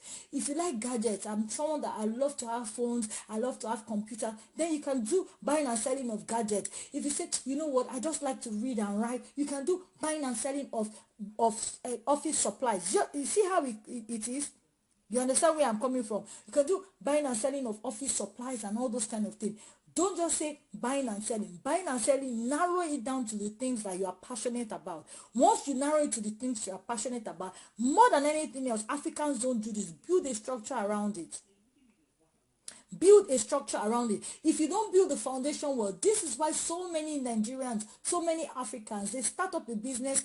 After 1 year, 2 years, the business has crumbled. They go to another one. Why? They don't have a basic foundation. Do you see me since 2014 that I started my business as Runstead? I have been running stead, constant but progressive. I have not been the way that I am. I have not gone down. Yes, I have things that are not working here and there, expectations not being met, but I've only progressed. I haven't gone down. Because the basic foundations were there. I knew what I wanted. I know, okay, if this thing doesn't happen, what do I do next? If this one doesn't happen, what do I do? You understand where I'm coming from? Don't just say, okay, I have 50 million. So because I have 50 million, somebody is telling you, like, Jennifer is already selling to Ebony, already on my page. Guys, this is how you use social media. Exactly what Jennifer is doing. Now, I am not upset with what Jennifer is doing. It's not because she's my friend. Because I know that this is how it works. As Jennifer is talking to Ebony, she's making my page have that engagement that is needed. If I was doing a live YouTube video right now and Jennifer was doing this on my YouTube, my money will be counting. Now, as Jennifer is doing, if you are in my shoes, like most of the consultants or experts, so-called experts that I go on their page, what they do, as much as Jennifer is talking to Ebony, look at how I'm holding my ground for Ebony. I'm still making Ebony know that I'm in charge. Jennifer is trying to sell to him. I'm reading their comments, but I'm still making Ebony know that in order for you to work with Jennifer, you need to listen to the things that I'm saying. You still work with her, but you still take my own too as well. And both of us is a win-win situation for everybody. I hope you people understand what I'm saying. And this is what I'm teaching you guys, the practical context of how this thing works. Don't go on people's pages and you are not showing, like, you don't show anything. You just stay there and you say no. Do you understand? Peace says buying, selling of children's wears. Peace, this is a good thing, right? Buying and selling of children's wear. You have to have a structure. Jennifer sells children's wear. She imports them from Spain. You already know her. But before you go to her, you need to structure yourself with me. You need, so that you don't make financial mistakes that are worse. Okay, because now she's telling you she will send those things, blah, blah, blah, blah, blah. Okay, you buy those things. If you don't do the costing, if you don't sell, how much is it to ship? What is going to be my gain? How am I going to sell? How do I upsell? How do I cross-sell? What will be? Because you just look at it, she'll tell you, okay, let's say, for instance, Jennifer is selling her clothes for €1. You just like €1 is cheap, is from Spain, but you've forgotten that you're going to pay shipping. You've forgotten that when you pay shipping, you have to pay warehouse where you keep it. Even if you're keeping it in your house, transportation to go and be delivering because you're on a small business. All of these things, by the time you finish, your overall cost is like almost €5 or €7. How much are you going to sell? How much will be profit? How do you remit back monies to her? All those structure, you need someone like me that will help you structure it to say. And sometimes people say, oh, I don't want to go to consultants, I want to do it by myself, I'll just find the information online. Yes, there's information online, but which one is the right one? Which one is the one that will help you double your income? This is why you always constantly have to show yourself in everything that you're doing. So it's a very good thing. I'll send you your consultation fee, please. Jennifer, you won't kill me. I'm listening. Everyone is I'm listening. Jennifer, you're allowed. This is how to use social media. I'm happy that you're doing what you're doing. That means that everything that we have been talking about, you're putting it into practice. You can do this, not just on my platform. Do it on anybody's platform. The good thing is, the worst thing for you is because I'm the one teaching it, so I already know the system. But a lot of people don't know this. So most people just, and you go to these gurus, their pages, so many people are looking for information from them, but they can't help. You see people who write a message to a guru, a supposed expert. She will take 3 days to answer. I can show you a page of a girl that says she's an expert on social media. I sent her a message for over 2 weeks. She has not responded. Onto class or business or whatever. You can't afford to be doing those things. And I'm not the only one that has sent her message. So like 3 or 4 other people. I went to that place and I collected them. And this is how to use social media. And for me, I even sent her a message that please send me your account number from your page. I got a customer and I would like to give you something out of it. She didn't even answer. I mean, she has too much money. But does she really have too much money? If she really has too much money, she won't be the one doing this thing by herself. She'll hire people to do it for her. And that's the truth. So don't get bamboozled by anything. So this is basically how business actually goes. Ebony is saying thank you to Jennifer. Jennifer, thank you. You're sorting Ebony out. But Ebony, put a structure before you start any business. Make sure that you have a structure. You're going to do buying and selling with Jennifer. It's good. Jennifer will talk about the business to you, but you still have to have a structure. Your foundation must be on a solid ground. Even if you're going to be doing baby and children's clothes, peace, excuse me, you always have to make sure that you do. How much am I spending? How much am I getting? Because by the time you look at it, some things might not be worth it. For instance, let me give you an example. A friend of mine wanted me to do some shopping for her from France, and I told her, I'd rather give you that money than shop for you from France because it's not worth it. From France, everything is expensive. So that one dress you saw in America, it might be €10. In France, it's €50 for starters. Then I need to find out to send it to you. I better give you that money because you can buy it somewhere else. So you need to know all of these modalities as well. If you're going into children's clothes, what kind of clothes? Is this something that they are buying? Is this something that children are wearing now? What is the timing? If for now, let's say after Christmas now, you're not bringing ball dress, who will buy from you? So the timing of the things that you're buying, and you need to strategize this thing. So if you're saying I'm going to baby clothes, at what time? Okay, from now to this 6 months, I'm going to buy this thing. During June, I'll buy baby clothes for going back to school.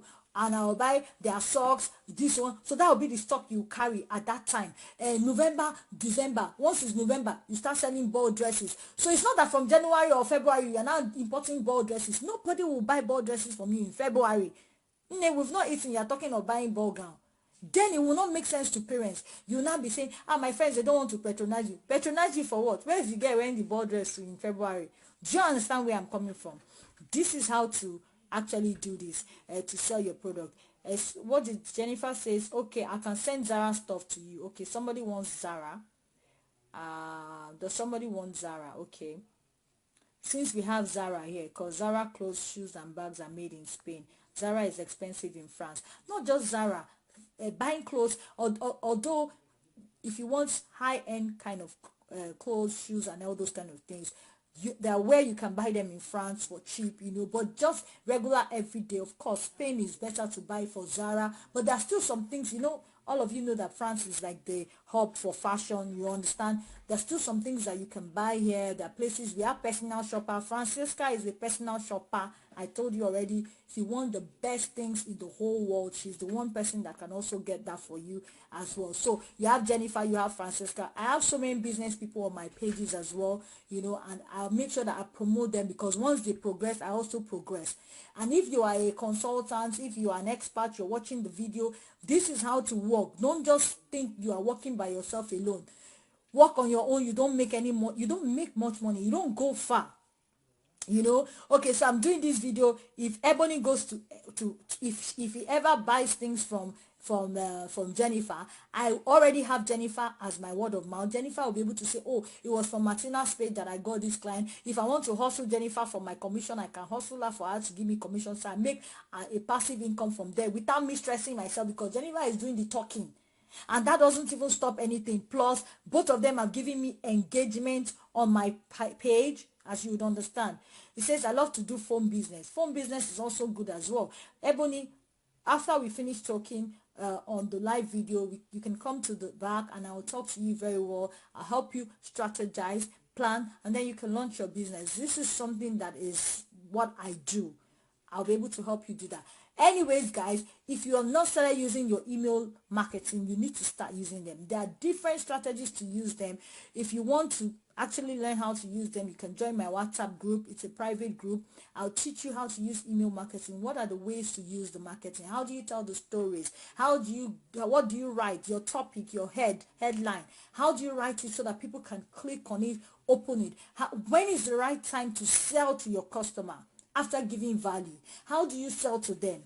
Do you send them back to Facebook? Do you send them to your page? Do you just outrightly sell to them? All of these things is what I'm teaching people how to do. Email marketing, you can't go wrong with it. Yes, everybody says be on social media. You should be on social media, but you should be using email marketing. Somebody might say, oh, but I don't have an email listing. Don't worry about it. You have me. I can get you email listings from my own database. I have a database of over 200,000 email lists.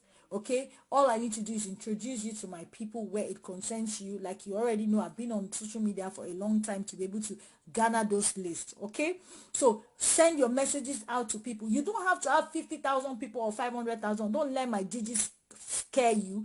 Even if you have 100 people, you are better off having 100 people and you're sure that 10 people will buy from you every other day. It's more important than having 200,000 email lists. I only said that so you know that I can always hook you up with email listing. But to buttress what I'm saying, if you have a list of 10 people, okay, guys, I want to show you something. Let me show you something on my page so you understand what I'm saying as well, because it's always good to actually show you guys. So on my email list, I have different types of lists, right? I have, like on my page, I have people that are my leads, which is something I forgot to tell you guys between, although today wasn't supposed to be for teaching. My computer is not coming on. Okay, I just wanted to do Q&A, but let's just do some teaching as well. Okay, so on Facebook, people don't understand some things on Facebook. This is my, let me go on my Facebook. Coming. My daughter is giving me thumbs up with our Juju Calabar face. Thank you, darling. You're the best. I love you. You always support me, Shami. Come on, be zooming. Come, even though your face is dark. You're a good girl. Thank you for supporting me. Okay, guys, I want to just give you an example. So on Facebook, right? Let me go on Facebook and show you guys something. So we're on Facebook, right? And let's say I try to do a post, right? You can actually target your customer. You can target them. I always tell you guys that it's not every of my posts that everybody sees. I post more than what you see. I only show you what you want to see, right? So let's say I come here and I write, hello everyone. Okay, guys, I've written hello everyone, right? If I don't want everybody to see it, I can choose who sees my post. Now, I know all of you know that, but you can actually narrow it down more. So I can say only me, specific friends, friends accept this, or I have a list of different types. Now, you can have your personal leads, and when you do that, it's actually better for you. Or you can customize who is going to see the post, for instance. Do you understand where I'm coming from? So for me now, I can now say, okay, make only my friends see that. Only my friends will see it. I can say only this except this person. Only this person. Do you understand where I'm coming from? You can actually customize who sees what on your page. Now, it is always good to actually, if you have something important that you want to say, it's always good to narrow it down so that you can get more of the engagement. Do you understand where I'm coming from? If you have something important that you want to say to someone, right? Make sure you narrow it down. Send it to only those people. So on my list, I have like a list of people that are my main people that I always talk to. These people are my clients. I know they bought something from me before. They can always buy. They've done their CV with me. I help them to do their resume for a certain price. Now they want to come again. Those people, I can always talk to them over and over. They're my repeat customer. They're my 100, 200 customers that I go to all the time. Have those kind of people so that when you have something important, because remember, Facebook does not allow you to sell directly, but when you have something important to talk about, once you send it to that particular list, everybody on that list gets your message. So you need to be able to do that as well. So use your platforms and do your marketing very short. These things, they're things that you can learn. They're not hard things, but you need someone who knows them to be able to teach you. So your email marketing, once you have it right, you can use my tool, use my toolkit to get your monies. You start getting people, start talking about it, and you go. Guys, I've talked enough, you know. Unfortunately, you guys didn't ask me so many questions. I thought I would get a lot of questions. Maybe the timing. Thursday is not really my best days. Friday is actually better, but it's okay because I'm doing an experiment. It's nice talking to you guys. For all of you who were online, thank you for watching. Thank you for your comments, for the questions, for those of you who asked questions. Tomorrow I'm going to do another video, but this time it will be more of teaching you guys hacks, like marketing hacks, what you can use, what kind of tools, how to use the tools. That'll be the kind of videos that I'll be doing from tomorrow. Thank you so much. God bless you and au revoir. Bye.